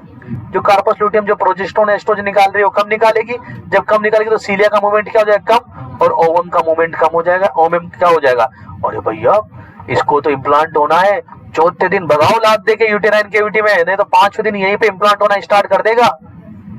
और एक दिन भी लेट हो गया तो धीरे धीरे लुढ़क रहा है, जिस स्पीड से लुढ़कना चाहिए उतना नहीं लुढ़क पा रहा। एक दिन लेट हो गया, वहीं पे अपना घर बना लेगा, वहीं पे अपना, हाँ, जिसे क्या कहेंगे आप लोग, और कम होने की वजह से एडवार्ड सिंड्रोम देखने को मिलेगा। क्या देखने को मिलेगा? अभी आप इनके नाम याद करें, एडवार्ड सिंड्रोम, डाउन सिंड्रोम में पढ़ाऊंगा आप लोगों को, आप टेंशन ना लें, है ना, बस आप लोग पढ़ते रहे, टेंशन ना लें। Edward syndrome. मुझे एक बात बताओ, हर्मेफ्रोडिटिज्म क्या होता है? हर्मेफ्रोडिटिज्म, हर्मेफ्रोडिटिज्म क्या होता है? सामने देखो और मुझे बताओ। कसम से मैं तुम्हारी 10 दिन की छुट्टियां लगा रहा हूँ। अगर ये सवाल का जवाब अगर तुम में से किसी को भी नहीं आया ना, तो मैं आज तुम्हारी 10 दिन की छुट्टियां लगा दूंगा और पढ़ के आएंगे, फिर ही पढ़ाऊंगा। मैं उनको पढ़ाऊंगा जो बच्चे नए आए हैं, बस उनको बुला लिया करूंगा, उनका कोर्स कराऊंगा। फिर हमने नया बैच स्टार्ट कर देता हूँ, मुझे लग रहा है तुम लोगों को नहीं बैठा। अब तो देख देख के बताएंगे, बस टाइम खत्म, टाइम खत्म, मैं टाइम भी खत्म हो गया, टाइम खत्म। देखो एक और बात बताऊं, कुछ लोग तो पीछे भी देखने की कोशिश कर रहे हैं, कुछ लोग दिमाग लगाने की कोशिश, लेकिन कुछ लोगों ने कसम खा ली पीछे भी नहीं देखेंगे, दूसरे बता देंगे तो उनको देख लेंगे। कसम खा ली बहुत सारे लोगों ने तो। हेलो,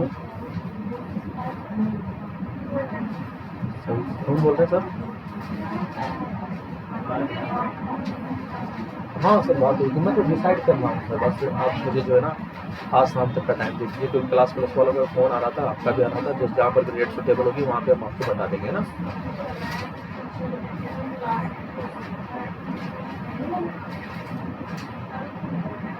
ओके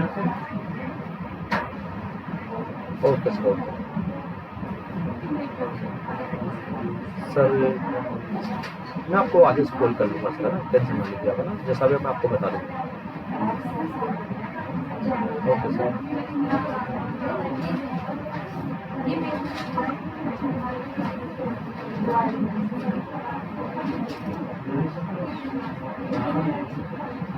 बहुत अच्छी बात है, आप लोग कितने अच्छे बच्चे हैं,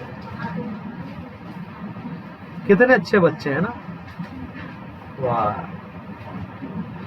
टेडी बेयर की तरह लगते हो मुझे तो, कितने अच्छे बच्चे हैं, छोटे छोटे बच्चे। हो गया तुम्हारा।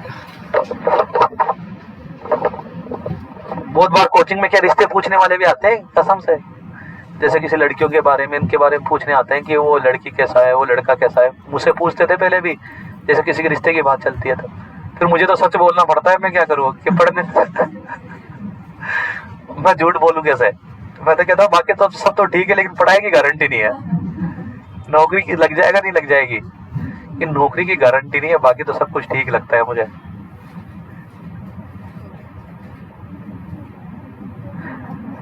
अरे टेस्टी ओवेरी दोनों बन जाना हर्मेफ्रोडिटिज्म कहलाता है ना। फीटस में टेस्टीज और ओवेरी दोनों बन जाते हैं, एक ऐसा बच्चा, आई बात समझे। बातें कम और पढ़ाई पे ज्यादा ध्यान दें आप लोग। अब नहीं बताऊंगा, बता दिया मैंने, बता दिया मैंने तुरंत। अब आप पीछे के नोट्स देखेंगे, आपको पता लग जाएगा लिखाया हुआ है। अब मैं एक सवाल पूछूं, पीछे क्या सवाल पूछा, पूछा क्या है सवाल? हर्मेफ्रोडिटिज्म किसे कहते हैं, है ना। एक सवाल और, इधर के बच्चों के, इनको छोड़ के, इस साइड वाले बच्चों को छोड़ के, इन वाले बच्चों से केवल जो भी बच्चा इस सवाल का जवाब देगा, जिसने फीस जमा नहीं कराई उसकी 500 रुपये फीस कम करूंगा मैं, जिसने अभी फीस जमा नहीं कराई है।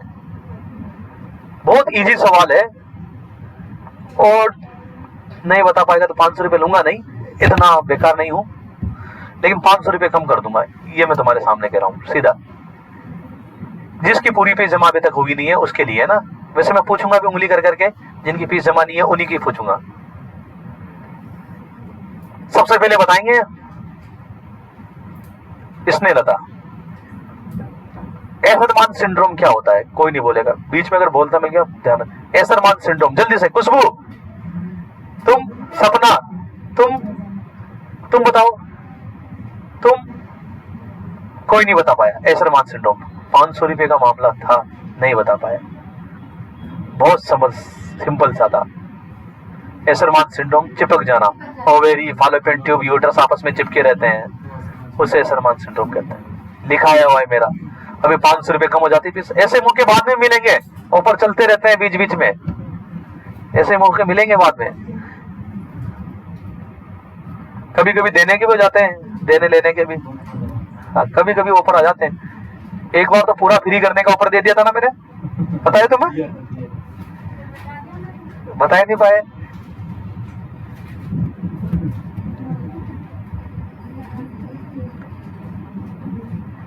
ऑफर खो दिया। चलिए आगे, कोई बात नहीं, आगे देखिए। चलिए, तो आपके पास में बच्चों ये बातें बहुत इंपॉर्टेंट है।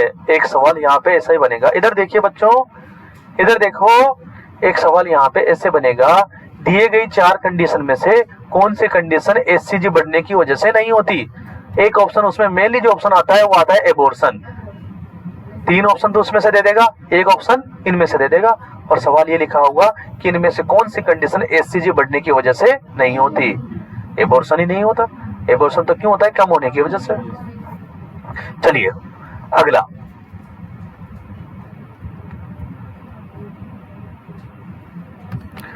एज इट इज पढ़ने की कोशिश ना करें, रेंडमली पढ़े थोड़ा सा कि हाँ एस्ट्रोजन ये काम आ रहा है, ये काम आ रहा है। दूसरा हार्मोन एस्ट्रोजन, सबसे मेन बात आपको बता दूं, सबसे ज्यादा यही हार्मोन निकलता है, मैं आपको बता दूं, प्लेसेंटा से।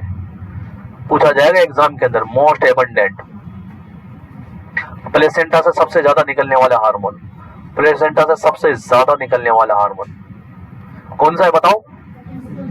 भूलेंगे नहीं सवाल को। प्लेसेंटा से सबसे ज्यादा निकलने वाला हार्मोन कौन सा है बताओ?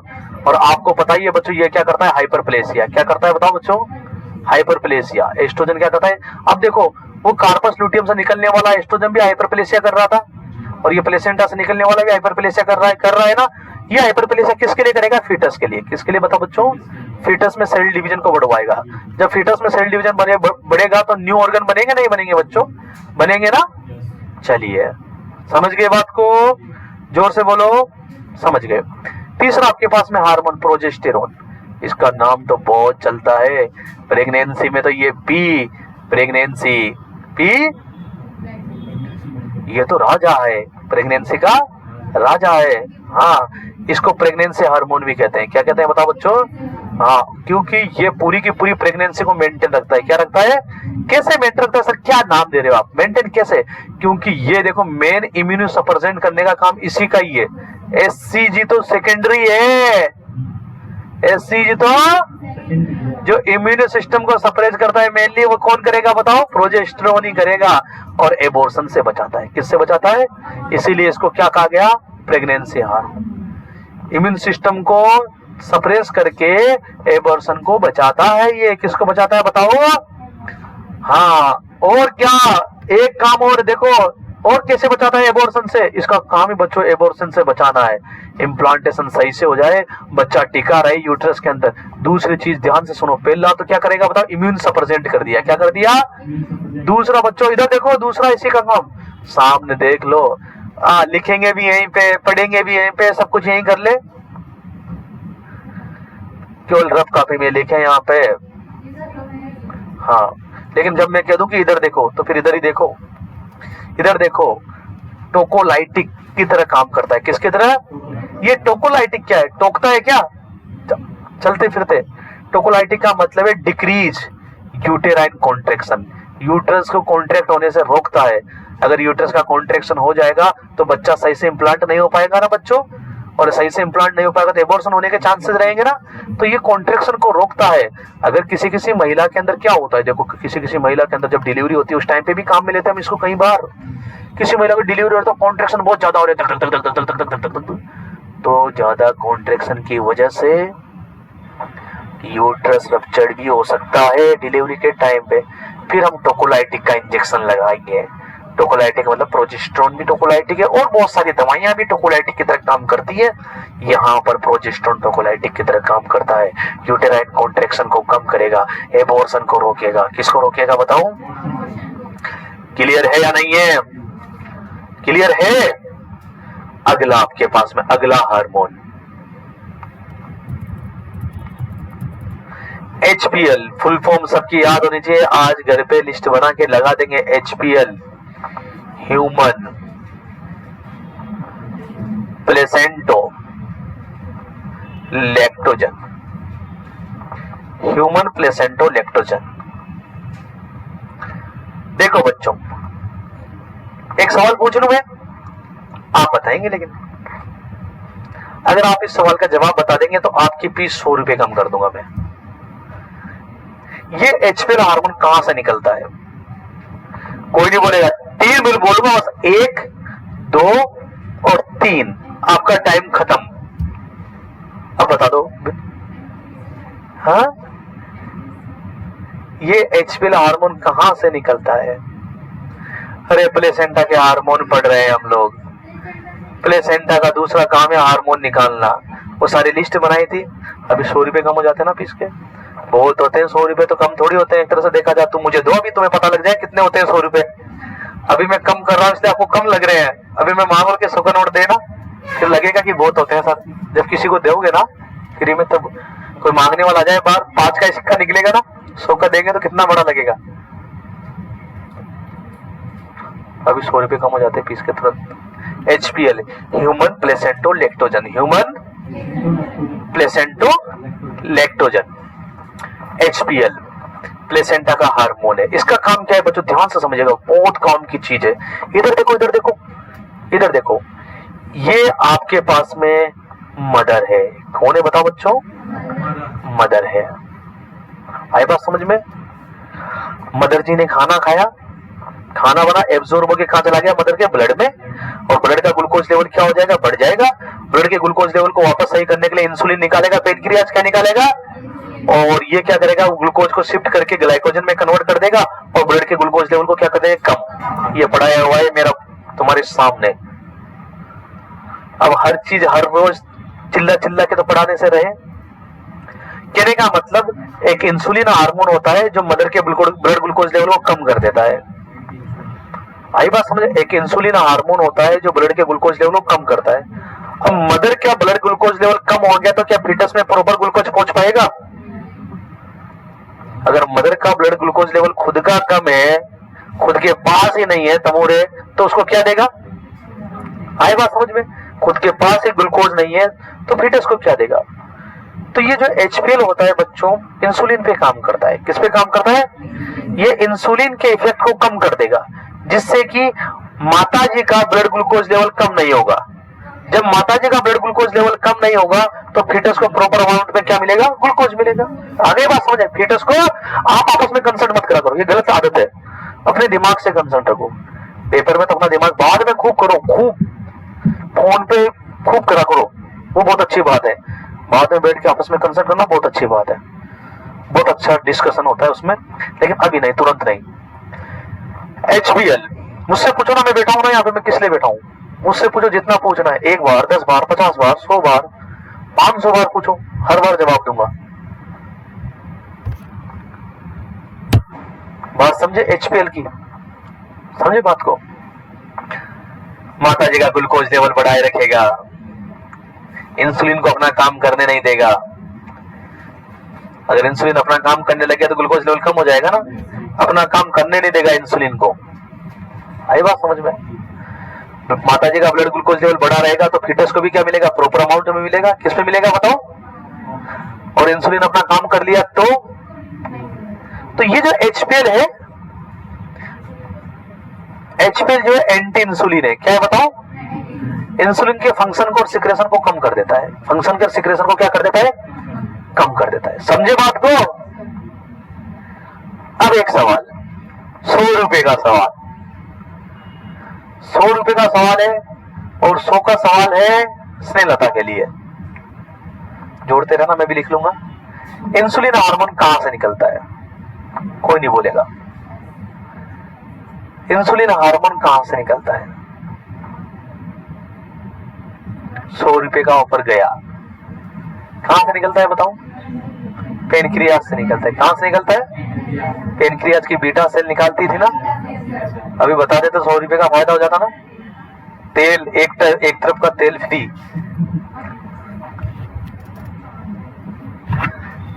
तुम लोगों को भी दूंगा इससे ऊपर, टेंशन मत लो। ऐसे ऑफर तुम्हें भी मिलेंगे, सबको मिलेंगे, सबके पास। अगला आपके पास में पप्पा हार्मोन। पप्पा हार्मोन, सबसे पहली चीज इसकी फुल फॉर्म आज सभी लोग याद करके आएंगे। P का मतलब pregnancy associated, pregnancy associated plasma protein A, plasma protein A, pregnancy associated plasma protein A। देखिए बच्चों, इसका काम क्या है? बिल्कुल सिंपल सा काम है, इसका कोई ऐसा काम नहीं है। प्रोजेस्टेरोन की तरह काम करता है। किसकी तरह बताओ? बस, प्रोजेस्टेरोन के याद हो गए, इसके भी याद हो गए। आगे चले, अगला हार्मोन आपके पास में HCS। HCG की तरह क्या है बताओ? HCS, सेम टू सेम वही नाम है, human chorionic somatostatin, somatostatin, somatotrophin, sorry somatotrophin बोल सकते हैं, सोमेटोट्रोफिन। सामने देखो, सोमेटोट्रोफिन किस हार्मोन का दूसरा नाम है? ग्रोथ हार्मोन का दूसरा नाम है। ग्रोथ हार्मोन का दूसरा नाम है बच्चों। सोमेटोट्रोफिन किसका दूसरा नाम है? ये जो HCS है बच्चों, सामने देख लो, ये किसकी तरह काम करता है? ग्रोथ हार्मोन की तरह, जो कि आप एंडोक्राइन सिस्टम में पढ़ के आए थे ना। जीएच की तरह काम करता है फीटस के लिए। और जीएच का काम क्या है बताओ? फीटस का नहीं, फीटस का सबका इनाम लो ना। जीएच का काम क्या है बताओ? Body growth. क्या है जीएच का काम? सभी के लिए बॉडी ग्रोथ का काम करता है, चाहे फीटस हो, बड़ा हो, छोटा हो, है ना। तो यहाँ पर ये जो निकला है जीएच, वो किसके लिए निकला है बताओ? फीटस के लिए। किसके लिए? फीटस की लंबाई, चौड़ाई, मोटाई, स्केलेटन बनाने में जो है हेल्प करवाता है। आगे बात समझ में? चलिए अगला आपके पास में रिलैक्सिन। रिलैक्सिन को तो आपको पता ही है कब काम करता है? लेबर में। कहां पे क्या काम करता है बताओ? सिंपाइसिस प्यूबिस को क्या करता है? लूज करवाता है, रिलैक्स करवाता है, जिससे कि डिलीवरी आसान हो जाए। क्लियर है बच्चों? गाबा ये तो सबसे अच्छा हार्मोन है। देखो किस में निकल रहा है गाबा में, देखो भी इधर देखो मेरी तरफ, थोड़ा सा गाबा इसके निकल रहा है अभी। गाबा नींद दिलाने वाला हार्मोन। कौन सा हार्मोन है? नींद दिलाने वाला हार्मोन, आपको आराम रखता है। तो प्रेगनेंसी में गाबा निकलता, तभी तो नींद आती है प्रेगनेंसी में, खूब नींद आती है ना। प्रेगनेंसी में कितने घंटे सोने की सलाह दी जाती है? 10 घंटे।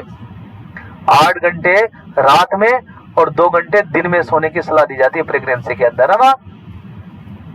आई बात समझ में? तो सोने की सलाह दी जाती है, उसको नींद भी आती है। क्यों नींद आती है? गाबा की वजह से। गाबा की फुल फॉर्म अब आप में से बताइए, गाबा की फुल फॉर्म। 100 रुपए का सवाल आप तीनों के लिए। हाँ, जो तीनों में से बता देगा 100 रुपए का। गाबा की फुल फॉर्म नहीं, मैं फिक्स कर, 1 2 और 3, टाइम खत्म। Gamma amino butyric acid. Gamma amino जिसकी फीस जमा हो जाती है पूरी, उसको हम बाई कैश देंगे ना, पेटीएम करेंगे उसको पेटीएम करेंगे फिर, है ना। गामा एमिनो ब्यूटरिक एसिड, इसलिए पढ़ के रखो, कभी भी 100 रुपये आ सकते हैं। आए बात समझ में? तैयारी रखो पूरी अपनी, ऊपर मिलते रहेंगे। हाँ, गामा एमिनो ब्यूटरिक एसिड। और इसका गामा एमिनो ब्यूटरिक एसिड का देखो, गामा की फुल फॉर्म मैं लिख देता हूं एक बार फिर अच्छे से। GAMA gamma amino butyric acid. अरे न्यूरोट्रांसमीटर भी तो है ना ये। इसका काम होता है आपकी बॉडी को रिलैक्स कराना है। क्या काम होता है बच्चों?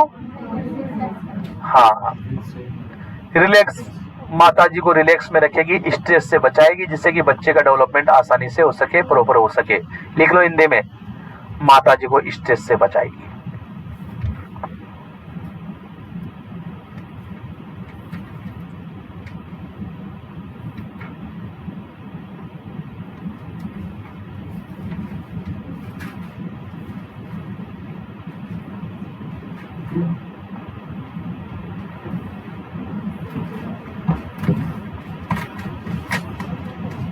माता जी को किससे बचाएगी बताओ?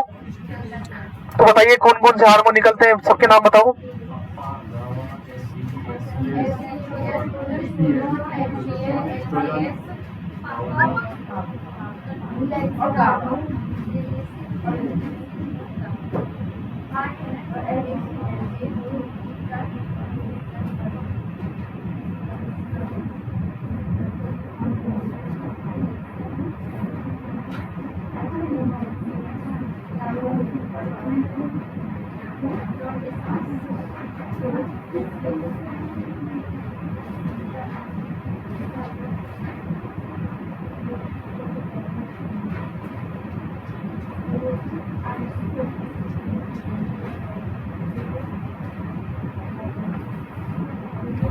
अगला आपके पास में कर लेंगे प्लेसेंटा के function, transportation, hormone production, transportation के प्रोटीन, फैट, ग्लूकोज, एंटीबॉडी। आई बात समझ में? इनका ट्रांसपोर्ट, ऑक्सीजन।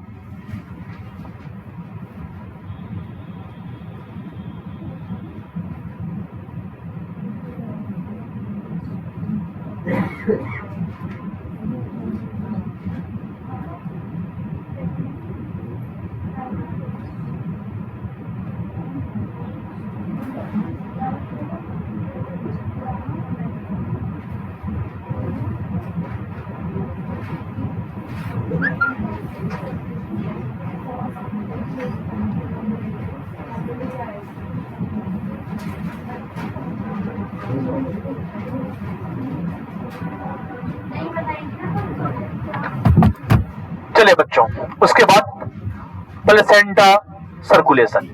आप समझेंगे बात को, समझने की बात है बिल्कुल।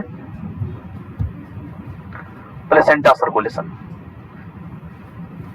देखो, प्लेसेंटा में दो प्रकार का सर्कुलेशन, इधर देख लो, समझे, बस पूरा और पूरा समझने का है। अपने साथ में रफ कॉपी में बनाते रहे, लेकिन जब मैं सामने कहूं तो सामने देखना है। देखो, टॉपिक का नाम है प्लेसेंटल सर्कुलेशन। इधर देखिए, टॉपिक का नाम क्या है बताओ? Placental circulation. देखो, प्लेसेंटल सर्कुलेशन का मतलब क्या है? ये आपके पास में प्लेसेंटा है। इधर देखिए बच्चों, प्लेसेंटा बना देता हूं मैं आपके पास में, इस तरीके की आपके पास में प्लेसेंटा। इधर देखिए, इधर देखिए, एक मिनट के लिए देख लो बच्चों, समझ जाओगे, नहीं तो नहीं समझ पाओगे। ये आपके पास प्लेसेंटा है। इधर देखो, इधर देखो, इधर देखो, यहाँ पे मदर का ब्लड भरा होता है, किसका बताओ? और यहाँ पे किसका? फीटस का ब्लड भरा होता है। सामने देख लो आप लोग।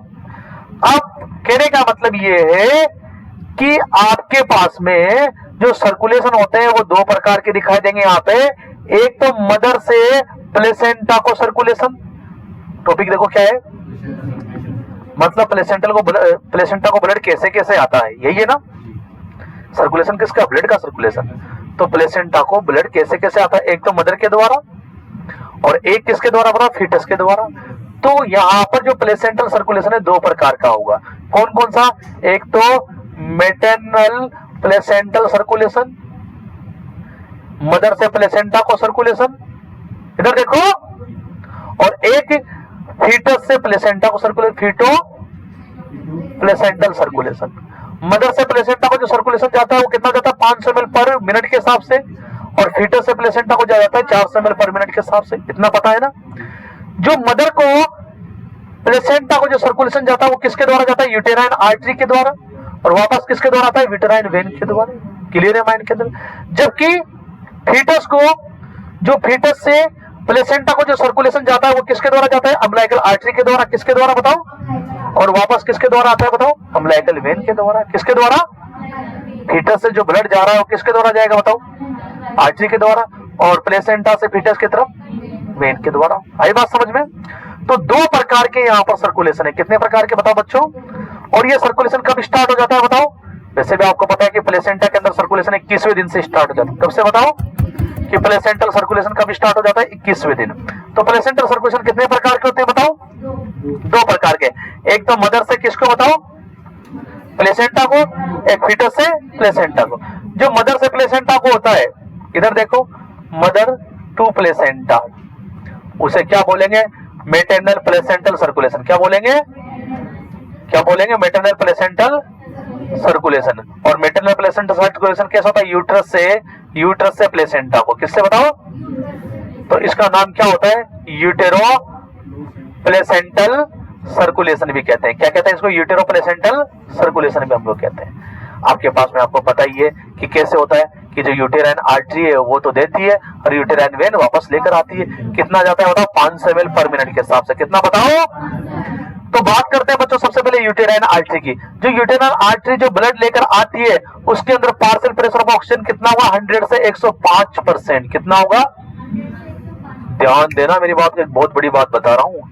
नॉर्मल व्यक्ति के अंदर जो पार्शियल प्रेशर ऑफ ऑक्सीजन होता है वो 95 से 100 होता है। कितना होता है? जबकि प्रेग्नेंट लेडी में 105% होता है। कितना होता है? जो पार्शियल प्रेशर ऑफ ऑक्सीजन होगा जो आपके पास में कितना होगा? 105%। कितना होगा बताओ?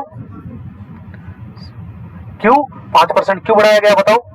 फीटस को भी देना है। किसको देना है? हाँ, लंग्स भी बड़े हो जाते हैं प्रेगनेंसी में। लंग्स क्या हो जाते हैं? एक्सपांड हो जाते हैं। सैचुरेशन कितनी होती है यूटेराइन आर्टरी की ब्लड की? 80%। कितनी होती है बताओ?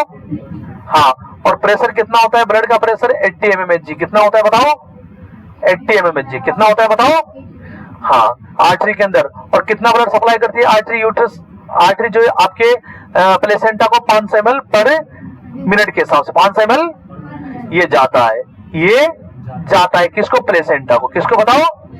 और वापस जो आता है वो किस में आएगा बताओ? यूटेराइन वेन में। किस में बताओ? जो आएगा ब्लड बच्चों, जो ब्लड आएगा उसके अंदर ऑक्सीजन कितनी होगी? पार्शियल प्रेशर ऑफ ऑक्सीजन रहेगा 60। कितना रहेगा बताओ? हाँ सेचुरेशन कितनी रहेगी 30 से 40, कितनी रहेगी, क्योंकि ये कौन सा है, डीऑक्सीजनेटेड है। कौन सा है बताओ, ये तो देखो बच्चों, ये तो आपके पास में प्लेसेंटा को बना देता हूं 1 मिनट के लिए। ये प्लेसेंटा है आपके पास में, ये तो प्लेसेंटा को जा रहा है, क्या रहा है बताओ, और ये प्लेसेंटा से आ रहा है, किसकी तरफ आ रहा है, यूट्रस की तरफ। किसकी तरफ, तो जो प्लेसेंटा से जो ब्लड आता है वो किसमें डाला जाता है, यूटेराइन वेन में। किसमें बताओ, किसमें डाला जाता है, तो जो प्लेसेंटा से जो ब्लड यूटेराइन वेन में डाला जाता है उसमें ऑक्सीजन कितनी होती है 60, और जो आपके पास में बात करें हम लोग सेचुरेशन की, सेचुरेशन कितनी होती है 30 से 40% कितनी होती है, और जो partial pressure of carbon dioxide आप लोग देखोगे तो बड़ी हुई होती है, कितनी होती है 30 mmHg। कितनी होती है बताओ, 30 mmHg। आगे बात समझ में, तो ये आपके पास में देखो जो यूटेरो प्लेसेंटल सर्कुलेशन जो होता है बच्चों, यूट्रस से प्लेसेंटा, यूट्रस से जो ऑक्सीजनेटेड ब्लड जाएगा वो किसके द्वारा जाएगा, यूटेराइन आर्टरी के द्वारा, और जो डीऑक्सीजनेटेड ब्लड लिया जाएगा वो किसके द्वारा लिया जाएगा, यूटेराइन वेन के द्वारा। किसके द्वारा, ये आपके पास में हो गया यूट्रस से प्लेसेंटा के बीच में सर्कुलेशन, यूट्रस से प्लेसेंटा के बीच में। हाँ बोलो, हाँ पीसीओ2 45 mmHg है ना, हाँ ये बड़ा हुआ रहता है, उसमें 30 mmHg, इसमें 45 mmHg, सॉरी इसमें बड़ा हुआ रहेगा ना। क्लियर है आपके पास में, तो ये क्या है बताओ, यूट्रस से प्लेसेंटा को सर्कुलेशन। और दूसरा सर्कुलेशन कौन सा होता है बताओ, हाँ मतलब फीटस से प्लेसेंटा की तरफ, फीटस से प्लेसेंटा की तरफ दूसरे प्रकार का सर्कुलेशन, फीटस से प्लेसेंटा की तरफ, फीटो प्लेसेंटल सर्कुलेशन, फीटस से प्लेसेंटा की तरफ सर्कुलेशन, जिसको क्या बोलते हैं बताओ बच्चों, फीटो प्लेसेंटल सर्कुलेशन। और कितना जाता है बताओ, 400 ml पर मिनट।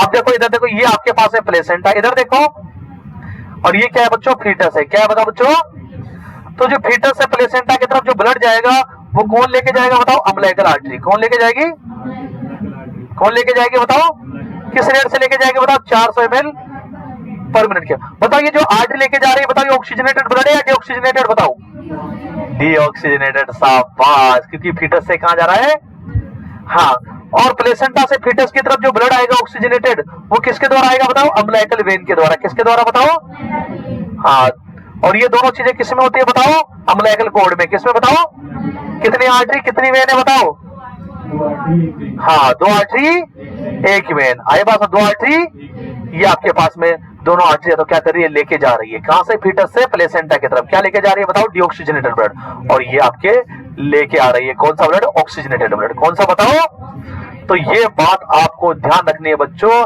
कि फीटस से डीऑक्सीजनेटेड ब्लड को प्लेसेंटा की तरफ कौन लेके जाता है, आर्टरी लेके जाती है। कौन लेके जाती है, और प्लेसेंटा से फीटस की तरफ ऑक्सीजनेटेड ब्लड कौन लेके आती है बताओ, वेन लेके आती है। कौन लेके आती है बताओ, आगे बात समझ में, कौन लेके आती है बताओ, जो आर्टरी होती है वो 2 होती है, वेन कितनी होती है, 1 होती है। दोनों के ब्लड में क्या फर्क होगा, इधर देखो, जैसा कि आपके पास है, दोनों के ब्लड में क्या फर्क होगा, आर्टरी के ब्लड में कार्बन डाइऑक्साइड ज्यादा होगी, ऑक्सीजन कम होगी, जबकि वेन के ब्लड में क्या होगा, ऑक्सीजन ज्यादा होगी, कार्बन डाइऑक्साइड कम होगी।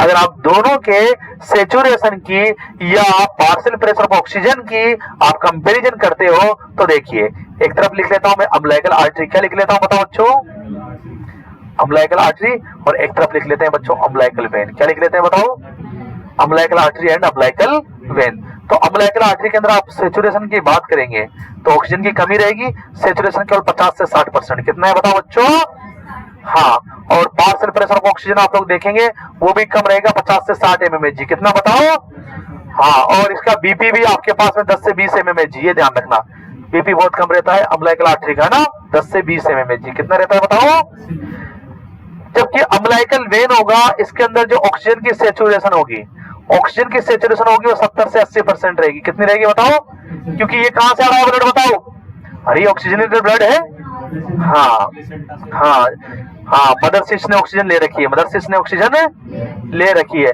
और इसके अंदर पार्शियल प्रेशर ऑफ ऑक्सीजन की बात करेंगे आप, तो जो प्रेशर होगा ऑक्सीजन का वो 80 mmHg होगा। कितना होगा बताओ, लेकिन बीपी इसका कम रहता है, क्योंकि वैसे पता है वेन में बीपी कम रहता है ना, 10 mmHg। बीपी कितना रहेगा बताओ इसका, 10 mmHg। कितना रहेगा बताओ, अरे कितना बताओ, तो ये आपने देखा बच्चों, ध्यान से सुनना मेरी बात को, कि आर्टरी तो जो है डीऑक्सीजनेटेड ब्लड लेकर जाती है प्लेसेंटा की तरफ और वेन प्लेसेंटा से ऑक्सीजनेटेड ब्लड लेकर आती है। ये मेन चीज तुम्हें याद रखनी है। दूसरी चीज, कितने ml पर मिनट के हिसाब से पूरा ब्लड आता जाता है? 400 ml पर मिनट के हिसाब से। कितने ml के हिसाब से? 400 ml पर मिनट के हिसाब से। तो ये आपके पास में बच्चों आपने क्या पढ़ा? Placental circulation. क्या पढ़ा? तो प्लेसेंटा में कितनी तरफ से सर्कुलेशन होता है? दो तरफ से, एक तो मदर की तरफ से, एक फीटस की तरफ से। अगला आपके पास में एबनॉर्मेलिटी ऑफ प्लेसेंटा। प्लेसेंटा में क्या क्या एबनॉर्मेलिटी हो सकती है? आप लोग अगर पढ़ के आते इन चीजों को तो समझने में कोई दिक्कत नहीं आती, लेकिन आप पढ़ के नहीं आते हो ना। क्लास डाल भी दी थी, बहुत पहले डाल दी थी मैंने, प्लेसेंटा तक भी पढ़ते तब भी कोई दिक्कत नहीं आती। देखो सबसे पहली प्लेसेंटा की एबनॉर्मेलिटी, इधर देखो, आप लोगों के लिए फोटो देगा एग्जाम के अंदर, आपको डायरेक्ट देगा, फोटो दिखाएगा आपको। सबसे पहले प्लेसेंटा मार्जिनेटम।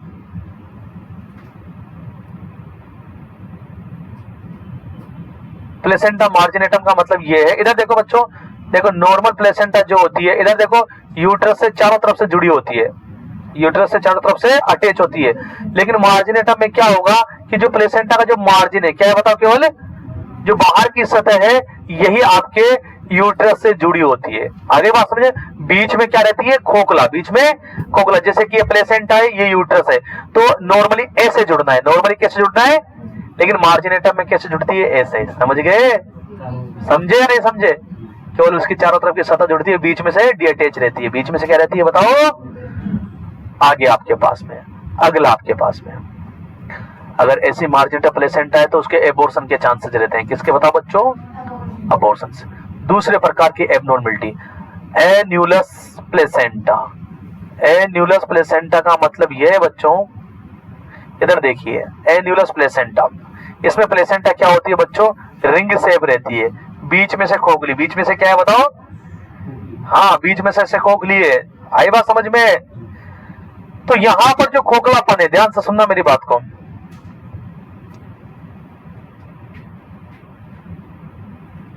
बीच में से क्या होता है? खोखलापन होता है।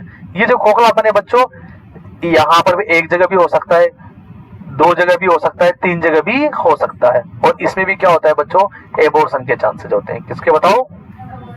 रिंग शेप प्लेसेंटा हो जाती है एन्यूलस के अंदर। कैसे बताओ? Ring shape. तीसरी प्लेसेंटा इधर देखो, सर्कमवेलेट। ये बहुत बार आया है बच्चों, इसको ध्यान से देख लेना,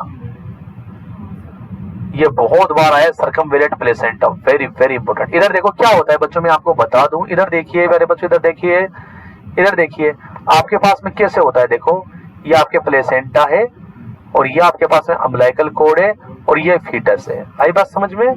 और इसके ऊपर देखो, यहाँ पर ये आपके पास एमनियन होती है और उसके बाद क्या होती है? कोरियन होती है। ये नॉर्मल मामला है। ये क्या है?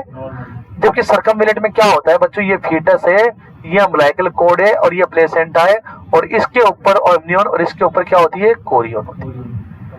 कवर हो जाती है प्लेसेंटा एमनियन और कोरियन से। समझ गए बात को? तो ये क्या कहलाती है? सर्कमवेलेट। क्या कहलाती है बताओ? क्या कहलाती है बच्चों? सर्कमवेलेट प्लेसेंटा। क्या कहलाती है बताओ? जो एमनियन और कोरियन होती है वो प्लेसेंटा को क्या कर लेती है? कवर कर लेती है। प्लेसेंटा को क्या कर लेती है? अरे एमनियन और कोरियन प्लेसेंटा को क्या कर लेती है बताओ? कवर कर लेती है। क्लियर है? चलिए अगला जो है प्लेसेंटा का नाम, अगली डिफॉर्मिटी एबनॉर्मलिटी, सुसेंचुरेट। सुसेंचुरेट, सुसेंचुरेट प्लेसेंटा। ये क्या होता है? वेरी वेरी इंपॉर्टेंट है। इधर देखो, इधर देखो बच्चों, सुसेंचुरेट प्लेसेंटा। देखो नॉर्मल प्लेसेंटा ये प्लेसेंटा, ये क्या है? अम्बिलिकल कॉर्ड है ना। इसमें क्या होता है? प्लेसेंटा के एक्स्ट्रा लोब होता है, जैसे प्लेसेंटा और ये एक और प्लेसेंटा। प्लेसेंटा के साथ में जैसे एक प्लेसेंटा तो ये हो गई, और प्लेसेंटा में क्या होता है? एक एक्स्ट्रा लोब रहता है। क्या रहता है बताओ? Extra lobe. इस तरीके की प्लेसेंटा देखने को मिलती है। और इस एक्स्ट्रा लोब में भी क्या होता है? ब्लड सप्लाई होती है। क्या होती है बताओ? और ये किससे जुड़ा होता है? इस तरीके से यूटेराइन वाल से। किससे जुड़ा होता है बताओ? इस तरीके की प्लेसेंटा। ये तो प्लेसेंटा रही, और प्लेसेंटा में एक और एक्स्ट्रा लोब देखने को मिलता है। क्या देखने को मिलता है? आई बात समझ में? देखो ये प्लेसेंटा, ये तो प्लेसेंटा, और प्लेसेंटा के साथ में एक ऐसे छोटा सा एक और लोब देखने को मिलेगा। तो इसे क्या कहेंगे? सुसेंचुरेट। क्या कहेंगे? इसमें जो है बच्चों ब्लड सप्लाई रहेगी। क्या रहेगी बताओ? अगर ब्लड सप्लाई ना हो इसके अंदर, ध्यान से सुनिएगा प्यारे बच्चों, अगर यहाँ पर ब्लड सप्लाई ना हो, ऐसे ही पड़ी है बस, ये बंद तो गया एक्स्ट्रा लोब, लेकिन इसमें ब्लड सप्लाई, तो ये स्पुरा कहलाता है। क्या कहलाता है? स्पुरा। समझ गए? सुसेंचुरेटेड और स्पुरा में क्या क्या अंतर है, समझ गए बच्चों? अरे समझे नहीं समझे? हाँ, अगर ब्लड सप्लाई नहीं रहा तो क्या कहलाएगी? स्पुरा। तो बच्चों ये आपके पास में क्या था? Abnormality, placenta marginatum, annulus placenta, circumvallate placenta, succenturiate placenta, spuria placenta. Marginatum में केवल मार्जिन जुड़ा होगा, एनुलस में रिंग शेप होगी, सर्कम्बुलेट में कोरियन और एमनियन घेर लेगी इसको, सुसेंचुरेटा और स्पुरा में एक्स्ट्रा लोब होगा। अगर ब्लड सप्लाई रहता है सुसेंचुरेट, और अगर सप्लाई नहीं रहता स्पुरा। आई बात समझ में? प्लेसेंटा का एक एक चीज याद करेंगे आप लोग। प्लेसेंटा के क्वेश्चन भी करेंगे, क्वेश्चन प्रैक्टिस स्टार्ट कर दे पीआर यादव में से। सभी कर सकते हैं जिनके पास पीआर यादव है, नहीं है तो लाएंगे नहीं, बस सभी एएनएम वाले भी कर सकते हैं। उसके अंदर जो है अलग अलग क्वेश्चन दे रखे हैं सबके, आप देखेंगे एक्सटर्नल जेनाइटल ऑर्गन के अलग दे रखे हैं, इंटरनल जेनाइटल ऑर्गन के अलग दे रखे हैं, सबके अलग अलग है, मेंस्ट्रुएशन के अलग दे रखे हैं। आज से क्वेश्चन प्रैक्टिस स्टार्ट कर दो, सबके सब नहीं दो मामला गड़बड़ कर दूंगा। आई बात समझ में? इतना पढ़ के आएंगे, क्लास डाल रखी है मैंने, दोबारा से देख लेंगे ना। उसके आगे का हम लोग कल पढ़ाएंगे, उसके आगे का कल पढ़ाऊंगा मैं। अभी मैं डिसाइड कर दूंगा, मैं ग्रुप पे डाल दूंगा तुम लोगों को, अभी मैं देख लूंगा तुम लोगों के तलक छापे पढ़ के आएंगे। इसको प्लेसेंटा पूछूंगा पहले आते ही। और एक और बात है तुम लोगों के लिए, एएनएम वालों के लिए, गायनिक के अंदर सारे क्वेश्चन एक तरफ और प्लेसेंटा का एक क्वेश्चन एक तरफ है। 99% क्वेश्चन आएगा प्लेसेंटा से, 99% क्वेश्चन आएगा। आपको पेपर में क्वेश्चन दिखेगा ही दिखेगा यहाँ से, और सारे वही क्वेश्चन जो मैंने बता दिए, एक भी क्वेश्चन बाहर नहीं जाएगा, एक भी। से छुट्टी कर दूं? गर्मी बहुत है ना, गर्मी यार 1 मिनट में लग जाती है, मैं तुझे बताऊं यार। मुझे तो आज मेरी उधर गया तुम्हारी तरफ, उधर से आया तो फिर मैं झेल नहीं पाया गर्मी को, आज नहीं झेल पाया। हाँ ले जाएंगे।